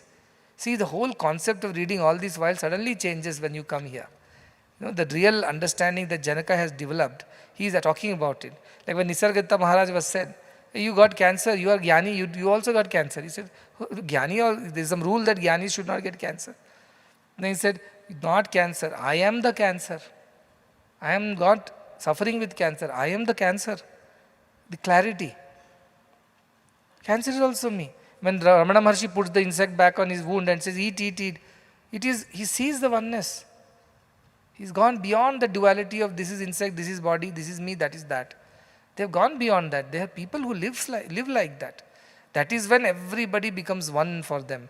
They don't have any differences. There is no differentiation there. So the whole idea of mukti, bandha, everything disappears in that time. Like wave is bandha, ocean is mukti. Is it real is the question. Just because ocean water becomes wave, has it become bound and become the wave so it is stuck? No. Next moment it is ocean again. Actually it was never different from the ocean. It was always the ocean, but called as wave. So that is the idea. Next is Kva karta cha kva bhokta nishkriyam spurnam kva kva aparoksha phalam va kva nisvabhavasya mesada. The one who is in this state, kva karta, who is the doer? Who is the enjoyer? The same self is the doer and the enjoyer. Nobody is separate from this self. That is the idea. Nishkriyam spurnam chava. Who is the non-doer of it? Now you will say, yes, I am not the doer, God is the doer. So who are you? Who are you here? I am the non-doer. He says, what is this nonsense? Doer is separate, non-doer is separate. You are all one. You think you are different from God, so you are saying, I am not the doer, God is the doer. Even that idea is a false notion. Look at the clarity now is coming. And spuranam chakvava, non-doing or not reacting or responding, how is it possible? You are only that. The one in the mirror and the one outside the mirror is the same person. That is a reflection, but it reacts exactly the way you smile, that smiles back at you. The same way God is doing, of course, but in the mirror what you are seeing is your Jivatma, that is also God only. It's not different from God, that is the idea. Can you say, no, the man in the mirror is not smiling, the man outside the mirror is smiling.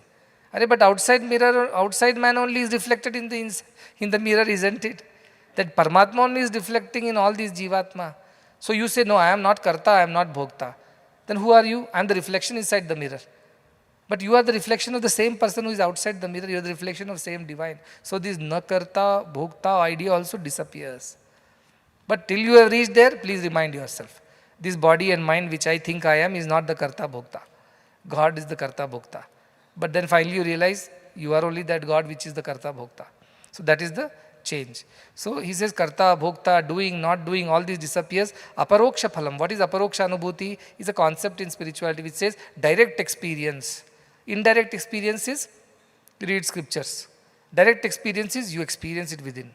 Even that idea that I must have a direct experience. You are already having direct experience. How much more can you have direct experience? I am alive. I want to experience that I am alive. You are already alive. How do you experience that you have to be alive? So that is the idea of this one. Who is always nisvabhavasya. Who is always in that state. His true swabhava. Without any changes, for him all these ideas don't exist. Next sloka 6th is Kva lokam kva mumukshuhva, kva yogi jnanavan kva va, kva baddha kvachava muktaha, saswarupe ahamadvaye. The one who is without the second, he is the only one, his true self is only one. For such a person, where is the loka? Where is the moksha? Oh, I am stuck in this world. When I will be liberated from this world? Let me go to a Guruji. Let me do some dana, tapa, yajna, so that I will attain moksha. There is no moksha. You are already free. Like that Dhobi's donkey which thought it was tied, but it was always free. But till the dhobi acted that it is untying the donkey, he is untying the donkey won't budge. Likewise we are. We are already free, we don't know, that's all we are suffering. Then what is yogi in this process? Are you going to become a yogi? You are already that. What is jnanam for you? What is knowledge for you? There is nothing called separate knowledge, you are that. How do you know you are you? By being you. You don't need to read a textbook about yourself to know who you are. You are already that by being that. That is the idea.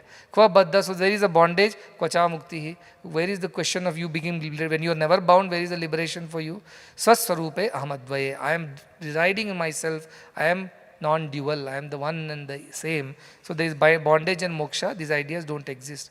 The seventh shloka which says, Kva srishti kvacha samharaha, kva sadhyam kvacha sadhanam, kva sadhaka kam siddhirva, saswarupe ahamadvaye. This is when I am the swarupa, self I am, where is the question when there are no two, then where is creation, where is dissolution?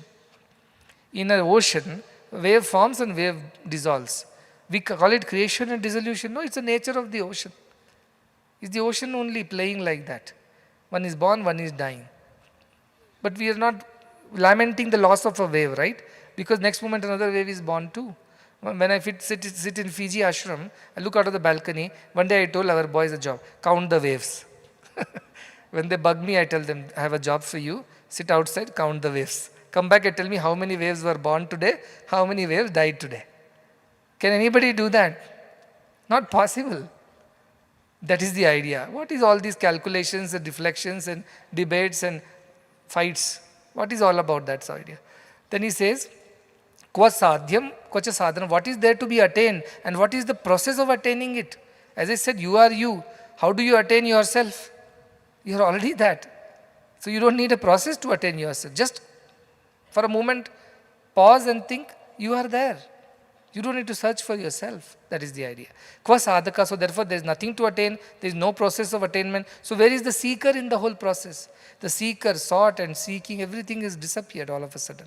And siddhi, where are the powers to attain that? So siddhi, sadhana, sadhaka, all this disappears. But imagine how much nonsense is going on in the world. They want this siddhi, they go to this place, they do tantra, mantra, yantra, all kinds of things. None of this is real. It's like, how do you find yourself? You are that. That's all you need to know. You cannot search for yourself. That is the idea. The next sloka says, like the earlier sloka, we have one concept of siddhi, sadhana, sadhaka and sadhya. Now sadhya means goal. Siddhi means the power to reach the goal. Sadhaka means the one who wants to reach the goal. And sadhana means the process to reach the goal, right? These are the four things. Similarly, here a concept comes, pramata, pramanam, kva prameyam, kvacha prama. Pramata, pramanam, prameyam and prama. These are the four instruments. Who is the knower? Pramata. Pramanam, what is the process of knowing it? Prameyam, what is to be known? And prama, the way to be, the prover or whichever way, the methodology. All these don't exist because you are already that. There is nothing that you need to do to realize you are that. So, kva kinchit tvaka kinchit va sarvadas vimalasya me. He says, what is the kva kinchit? What is there that you say this is something and that is not that thing? Like this is table and that is tumbler. You can differentiate physically. But for him, this is something else does not exist. He sees everything as one. That is why when Vivekananda went to Ramakrishna Paramsa, he told everything is one. There is only one, no two. So Vivekananda said, you mean this table, this pot, pan, me, you, everybody is one and the same? Ramakrishna Paramsa says, yes, of course it is the same. I don't believe it. How is it possible? I am not the table. Table is not the pot. Pot is not you. You are not me. We are all separate. He says, no. And then suddenly he just gently kicks his chest. Ramakrishna Paramsa, Vivekananda's chest. And in that moment, suddenly Vivekananda loses his consciousness. And for next 3 days, he is in a reverie. Whole world he describes as if it is melting and merging into one single. Their boundaries are disappearing. So when he is going home, the fence which is there next to the road, the iron fence, he feels that is also disappearing. So he hits himself against this fence. Because he cannot make out space, time, distances, everything is disappearing. That is why these people drink all those things. Because that gives you similar state of feeling. It's very blissful. When you feel that oneness is very blissful. So Vivekananda goes through that. And 3 days he's not eating, he's not talking, he's just lost in that bliss. He's so sufficient to him unto himself. His mother gets very worried. His mother says, why God, what has happened to this? He's the oldest son. I have only him to look after the family. The father has passed away. He has to earn for the family and he's sitting like a madman. They get very worried. After 3 days only he comes out of this state. And then he goes back to Ramakrishna and says, what was that? What did you do to me? Please do it again. Ramakrishna says, no. That is not your lot. Your time will come. This is not what you are supposed to do. You are supposed to go preach my teachings around the world. Vivekananda is very unhappy. He says, no, I want to sit down, meditate. Teach me, how do you do it again? So he'll go to that Panchavati and would sit under this tree, that tree, try to do all kinds of things to attain that Samadhi Sthiti, but he won't be able to attain. Ramakrishna won't allow him. Ramakrishna wanted him to do a job. And for Ramakrishna, this is also same, that is also same. You are in Samadhi or you are in a working state, everything is same. So that is the idea. These Jnanis live very differently. So he says, where is the question of all these methodologies? Where is this? Where is that? For a Vimalasya, who is pure-hearted, everything looks the same, everything is same. Next shloka. Kva vikshepah kvacha ekagram, kva nirbodha kva mudata, kva harshah kva vishado va, sarvada nishkriyasya me. I, who is always in the state of steadiness, nishkriyaha. There is no activity, no movement in me. I am always steady. If for such a person, where is vikshepa? Where is ekagra? Vikshepa means disturbances, distractions. Ekagrata means concentration. Where is this? I am always steady. There is nothing called disturbed and there is nothing called concentration. Nirbodha kwa mudata. Where is the question of full awareness? Nirbodha means the wisdom. Where is the question of mudata or foolishness? In the morning I told there are shlokas dedicated to fools, there are shlokas dedicated to jnanis. But he says there is nothing called jnani and a fool. On the surface, they look like that. Deep inside, they are one and the same. Then he says, Kva harsha, kva vishado. Where is the joy and where is sorrow? No, joy is there when I attain something. Sorrow is there when I lose something. But what are you gaining and what are you losing? The ocean cries, I just lost a wave. And then celebrates, I got another wave. How can ocean do that is the question. For the supreme consciousness, where is the loss, where is the gain? Everything is one and the same. You break this building, you make another building. Building may disappear and appear. Space is the same. Space has not become less, more, new or old. It was always there, will be there. That is the idea of consciousness. So where is joy and where is sorrow in such a state where you are always steady. Next shloka. Kva chaiva vyavharo va kvacha sa paramarthata kva sukham kvacha va dukkham nirvimarshasya me sada. Where is the question of behavior? Vyavhara means loka vyavhara. Dealing with the world or dealing with God. Three types of vyavhara is there. Laukika vyavhara we call it, which is called vyavharika, then called pratibhasika and called paramarthika. 3 types of behavior are there. Vyavharika means dealing with the day-to-day world. Buying, selling, eating, sleeping, talking, working, all that. Then pratibhasika is what happens in your mind. You are not physically moving, but your mind is continuously doing something. No direct interaction with the world. But third is paramarthika. You are in the state of supreme knowledge. In that, all these things are happening. That is the idea. So all these vyavharas, this is not different from that, that is not different from this. In every of these, the same thing is there. So he says, ka vyavharo, ka paramarthata, because paramarthata is one type of vyavhara. Here vyavhara means the worldly dealings of body and mind, or dealing with the soul. Where is this difference? It's all one and the same. So where is sukham, where is dukkham, where is the idea of happiness and where is the idea of sorrow? These are all constructs. They don't exist. In the dream you become happy, is it real happiness? In the dream you become sad, is it real sadness? You wake up and you don't realize any of these things. That is the idea. So how does Jnani live in this world? Jnani lives, he is also part of the dream, he also stuck in the dream. But he knows that it is a dream. Whereas Ajnani is also stuck in the dream, also dreaming, but does not know it is a dream. So he is getting excited every time something good happens in the dream. Every time there is a nightmare, he is scared. That is the way of the Ajnani. The Jnani knows that he is dreaming, so he is okay with whatever happens inside the dream. Next shloka. Kva maya kvacha samsaraha ka piti virati kva va kva jivaha kvacha tad brahma sarvada vimalasya me. The one who is pure-hearted. For him, where is maya? Where is samsara? Oh, this is all maya jal. Don't deal with these people. All these things is illusion. This samsara is not real. Where is these questions arising for such a person? Where is Preeti liking for somebody or Virati not liking something? Everything is he. Everything is the same self. So where is the question of liking, not liking? Kva jiva. That way, when we are born, we are a new jivatma, a new individual soul. Is it real? Is the new wave a real thing is the question. No, it is the same ocean, same water. Appears real. Okay, it's born to your family, a new child has come, we call it a jivatma, new jivatma. But it is like the wave in the Pacific Ocean, wave in the Indian Ocean, wave in the Atlantic Ocean, wave in some other ocean. They are waves of different kinds, but they all belong to the same ocean. So somebody is born in Brahmin family, Shudra family, Kshatriya family, business family, teacher's family. They are like the oceans that we call by certain names. Indian Ocean, Arabian Sea, Bay of Bengal, Pacific Ocean, Atlantic Ocean. But they are all the same water, isn't it? Just because you and I and our families are different, our gotras are different, our lineages are different, we are not different at the end. That's why where is Shudra, where is Brahmana, where is Gotra? Nothing of these exists for a Jnani. For the one who is not having that Jnana, all these differences exist. That is the whole idea. The next sloka, which is on page 193, it says, Kva pravritti nivritti va, kva mukti kvacha bandhanam, kutastha nirvibhagasya swasthasya mama sarvada. I who reside in swastha, in my own self, I identify myself with the water, not the ocean and the wave. For such a person, where is pravritti, where is nivritti? Where is the external engagement, where is the internal engagement?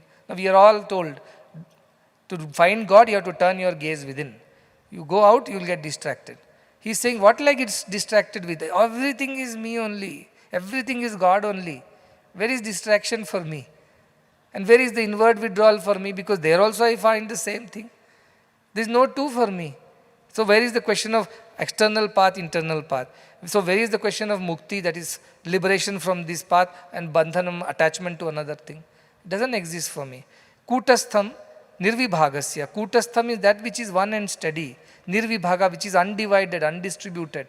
For such a thing, swastha, the self, I am always residing in that state now. Where is the question of all these differences? They don't exist for me anymore. Look at his clarity that has come at the end of this Ashtavakra Gita. And then we are moving towards the penultimate shloka, which says, Kvopadesha kvava shastram, kva shishya kvachava guruhu, kvachasti purusharthova nirupade shivasya me. I am the Shivam. Shivam means not the Lord Shiva. Now the Shiva Bhakta will say, we always knew Shiva is the ultimate. No, this is not that Shiva. This Shiva means the supreme auspiciousness, the purity of the self. The refined, sinless, guileless self is Shiva. Don't put it as the Shiva in the Shiva temples, the lingam. Not that. So that I am, he says. Then for such a person, nirupadehe, who has no superimpositions. So you superimpose a husband on a man, brother on a man, son on a man, grandson on a man, friend on a man, teacher on a man. He becomes many, many things depending on the situations. These are all superimpositions on the same man. Likewise, this Shiva, all these superimpositions are in him. But he is one and the same. So what happens for such a person? Why he needs Upadesha? Why he needs to go to somebody and say, give me an Upadesha on Brahma Jnana? He doesn't need, he already is in that, abiding in that self. Shastram is not needed, all these books and textbooks and ritualistic books are not needed. Where is Shishya there? Where is Guru there, he says. Because Guru Shishya are one and the same. Now you all will thinking, we always knew that. We don't lecture us from tomorrow, we are the same. No, you don't know that you are the same. When some fool argued with Adi Shankara, or like that, he says, you says everything is Brahman, you are Brahman, I am Brahman. So we are same only. Guru Brahma, Shishya Brahma. Same. He said, yes, Guru Brahma, Shishya Brahma is correct. But cancel Brahma, Guru and Shishya are different. If you don't realize you are Brahman, then you are Shishya, I am Guru. Once you realize Brahman, then we are all Guru, Shishya is same. But you don't realize it, then you still behave yourself as a Shishya, I will still be the Guru. See, in a house, all are women. Mother is also woman, sister is also woman, daughter is also woman, sister-in-law is also woman, grandmother is also woman. But all women are same, just because they are women. No, they have their upadhis. They have distributed roles. Inside, all are women, but outside they have different roles. Likewise, we all have roles to play. but we are the one and the same is the idea. But till you realize the Brahman, I still remain your guru, you still remain the Shishya. You get my point? Don't simply imagine off by reading these things. Kvacha asti purushartha. Where is the purushartha? What is the purushartha? Dharma, artha, kama, moksha. Where is all these things? Not necessary. Nirupadeha, the one who is without any conditions, that pure consciousness, Shivan, that is the supreme consciousness. In that, where is all these differences? I am that water, I am not the ocean, I am not the wave. Last shloka, finally. Kvacha asti, kvacha nasti. And kva asti chaike, kvacha dvayam. Bahuna atra kimuktena, kinchin no tishthate mama. Where is this? Where is that? Where is the existence? Where is the non-existence? Asti means it is there. Non-existence means na asti, it doesn't exist. How can we qualify the Atman by any dual conditions? It cannot be qualified this way. So, also it says, where is oneness? Cha ekam, cha dvayam. Where is one and where is two? Snake was never there, there was only the rope. You are saying no. But snake was there, now there is rope. Where is this question? Where is this discussion?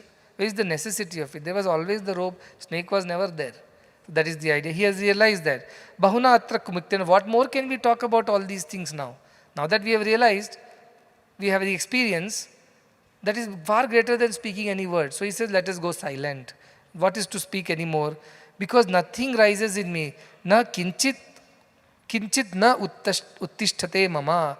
In me no more feelings are rising that I am different from these. I have studied myself. I am completely fulfilled. That's why it says, when he says, prano hi esha sarva bhutair vibhati, vijanat vidvan bhavate nativadi.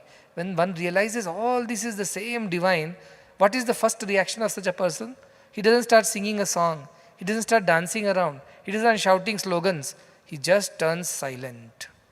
Because he is filled with that experience, is so overwhelming. What more should I speak? And what is there to speak? These are idle prattles. Why do we need to speak about anything at all? All that is at the level of the mind. I am the self, and therefore I do not need to speak anything anymore. And I also do not need to speak anymore because the book is over, I am done. Thank you very much for bearing it.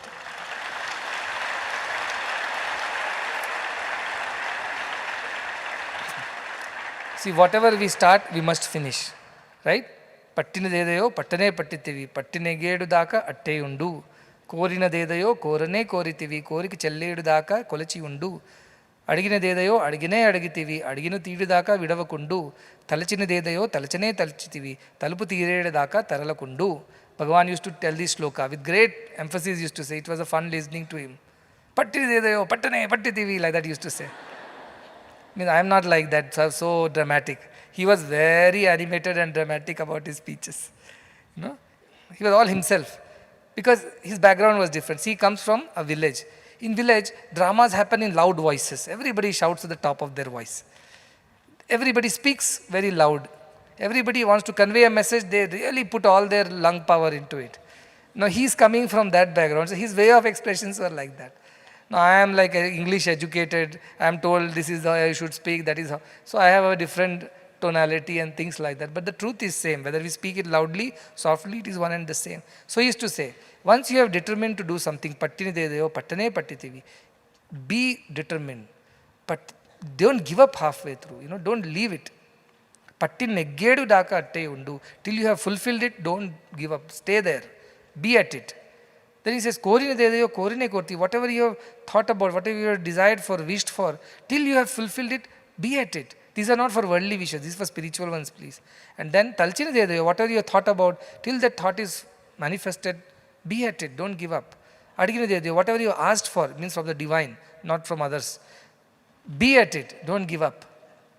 Then he says, పోరు పడలేక తానేన బ్రువవలయు వదల తెలియక నీవేన కదలవలయు అంతేగాని మధ్యలో ఆపివేసి తిరిగి పోవుట భక్తుని దీక్ష కాదు.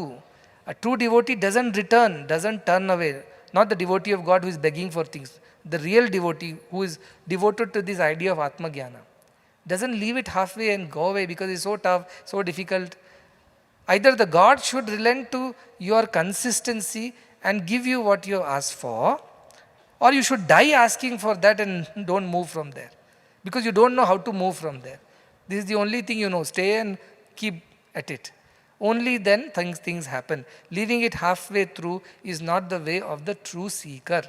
That is what he used to say. So I would conclude with that. We have learned Ashtavakra Gita. We have gone through beautiful ideas, analogies, similes, examples. It cannot be made simpler than that. It has been made very simple. At the end, you are the self, no doubt about it. But the problem is that we are in the dream, but we don't know we are in the dream. And the lion who is chasing us in the dream feels real. Our fears feel real. Our excitement feels real. Anxiety feels real. How do I get out of it? Somebody has to come and wake us up. Saying, get up, don't suffer. That is the Guru's job. Who comes and wakes you up. Saying that, wake up, don't suffer unnecessarily. You are sweating, you are panting, you are kicking your hands and legs, turning this way, that way. Not necessary. You are suffering a dream which is not real. That's exactly what I am telling. In this world, we are stuck. We cannot escape this. Accept that first. We are stuck in this dream. Now what is happening inside the dream? Some are good days, some are bad days, some are happy days, some are sad days, some are exciting days, some are depressing days. Accept it, titikshasva. It is a part of this dream, but none of this is real. That is the relief. Because in dream, everything appears to be real, but none of this is real. So all our relationships also are not real. So give only so much importance to them. Don't get over-involved. Don't get stuck. Don't get sucked into it. Be aware. When you are aware, that is what tasma, jagrata. Be aware, be awake. Be awake, says our scriptures. What do you mean by be awake? This is the awakened man. This is the awakened being who is in the dream, yet he is awake. And we all have experienced that state. When we are in the dream, yet we are slightly awake, like semi-awake, we know it is a dream. But the only thing is that we are helplessly stuck. We cannot break out of that dream. So we go through the motions of the dream, even though we don't want to. We are helplessly dragged into it. This is how we are helplessly in this world right now. But the moment this awakeness comes, that I know it is a dream, I know it is unreal, your involvement, the intensity of your involvement will reduce. So the intensity of your emotions will reduce. And one day you live on it, dwell on it for a long time enough, you will become very nirasaha, it is said, detached and uninterested in all these things. You will still do because you are stuck, there is no choice. You have to continue dreaming. But you will not get attached. It's like the actor on the stage. He will give his best performance, but he is not attached to the role. Next movie comes, he will do something else in the next movie. He is not attached to the role. Like that, the images in the mirror. Mirror reflects all the images, good, bad, ugly, beautiful, but not attached. Whoever comes next, it reflects that also. Your mind will become like that. Yadayat kartum ayati tad kritva tishtata sukham.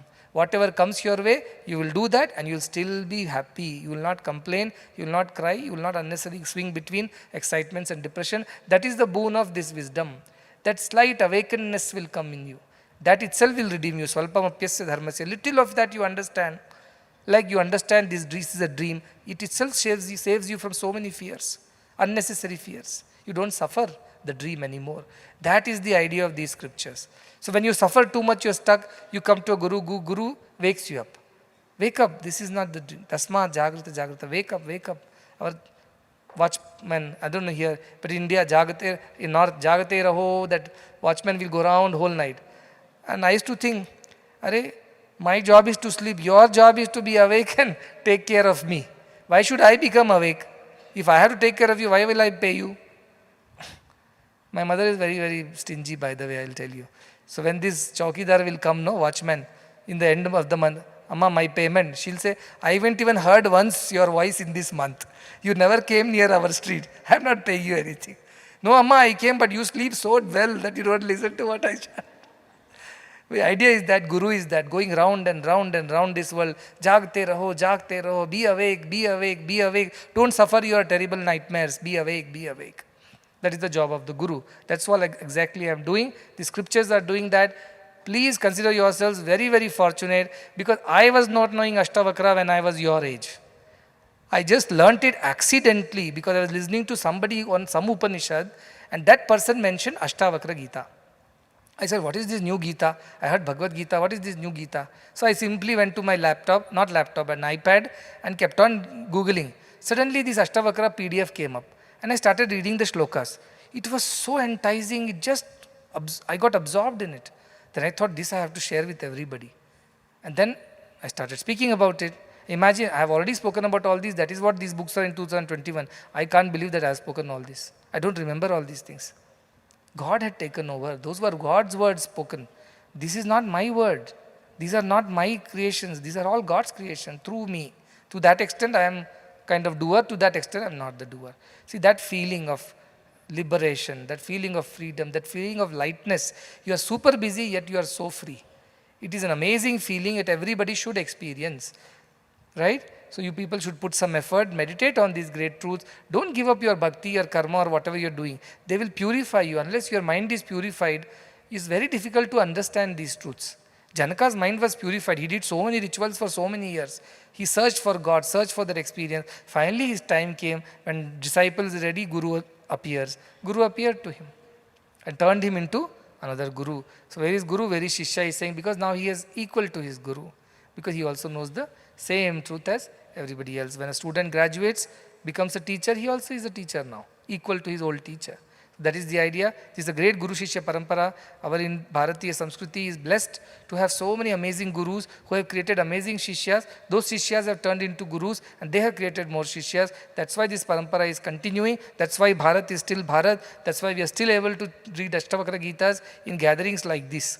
Otherwise, I don't know what would have happened to all of us. In the name of modernity and all kinds of nonsense, liberty and wokeism. I don't know where we would have been. Rootless, anchorless, radarless boats. What we would do? We are very blessed that we are able to do that, and I am very happy with your cooperation because it has been a lot long hours, but I am glad that we could finish it, and we offer everything to the Parabrahman who has inspired this event and all this gathering. There will be a quiz and the test on the things that we have studied. They will figure out which day it can be done. Whenever there is a free slot, we will have a quiz and the tests. And those who get good marks on the tests, they will definitely travel with me. If not to Singapore, at least to Kodaikanal and come back. The first top 20, not more than that. Top 20 marks, they will come with me. And the quiz, whoever wins will come with me to Kodaikanal. No participatory prizes.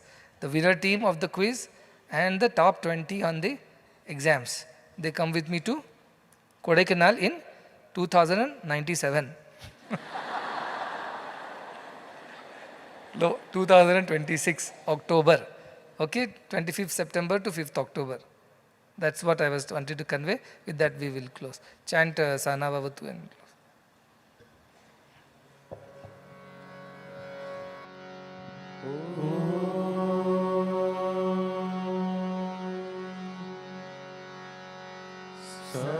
सहनाववतु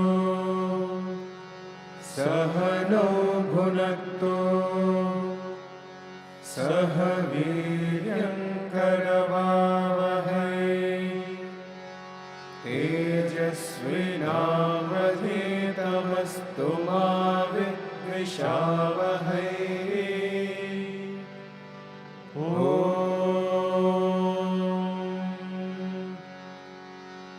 शान्ति शान्ति शान्तिः.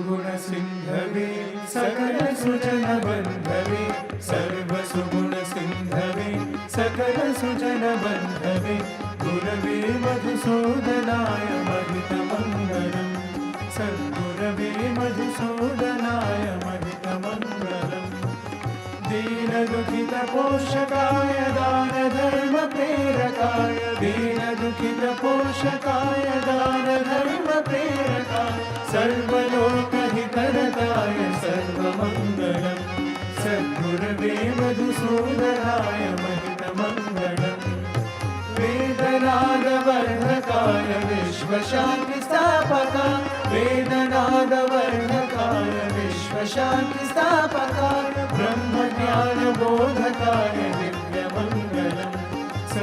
सद्गुरवे मधुसूदनाय महितमङ्गलम् सत्य साई प्रियाय सत्य प्रेम विग्रहाय सत्य साई प्रियाय सत्य प्रेम विग्रहाय नित्य शुद्ध निर्मलाय नित्यमङ्गलम् सद्गुरवे मधुसूदनाय नित्यमङ्गलम् सद्गुरवे मधुसूदनाय महितमङ्गलम्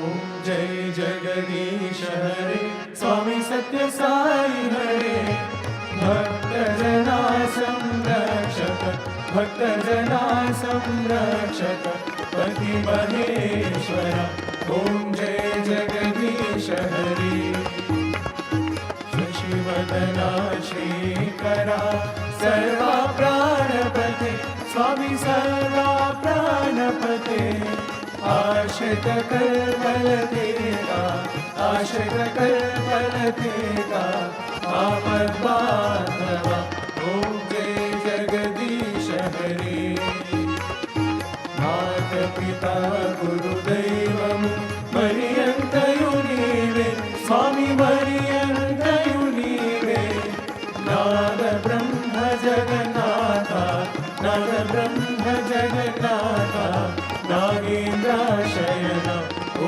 जय जगदीश हरे ओंकार रूप ओजस्वियो साई महादेव सद्गुरु साई महादेवा मंगल हारति अंदुको मंगल हारति अंदुको मंदर गिरिधारी ॐ जय जगदीश हरे नारायण नारायण ॐ सत्य नारायण नारायण नारायण ॐ नारायण नारायण ॐ सत्य नारायण नारायण ॐ सत्य नारायण नारायण ॐ जय सद्गुरुदेवा नारायण नारायण ॐ सत्य नारायण नारायण नारायण ॐ नारायण नारायण ॐ सत्य नारायण नारायण ॐ नारायण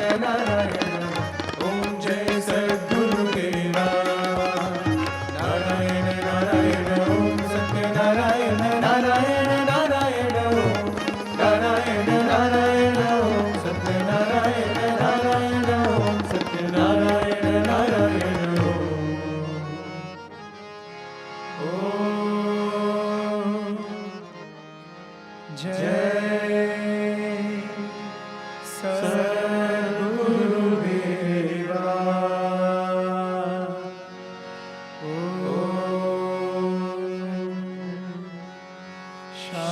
शांति शांति शांति समस्त लोका सुखिनो भवन्तु समस्त लोका सुखिनो भवन्तु समस्त लोका सुखिनो भवन्तु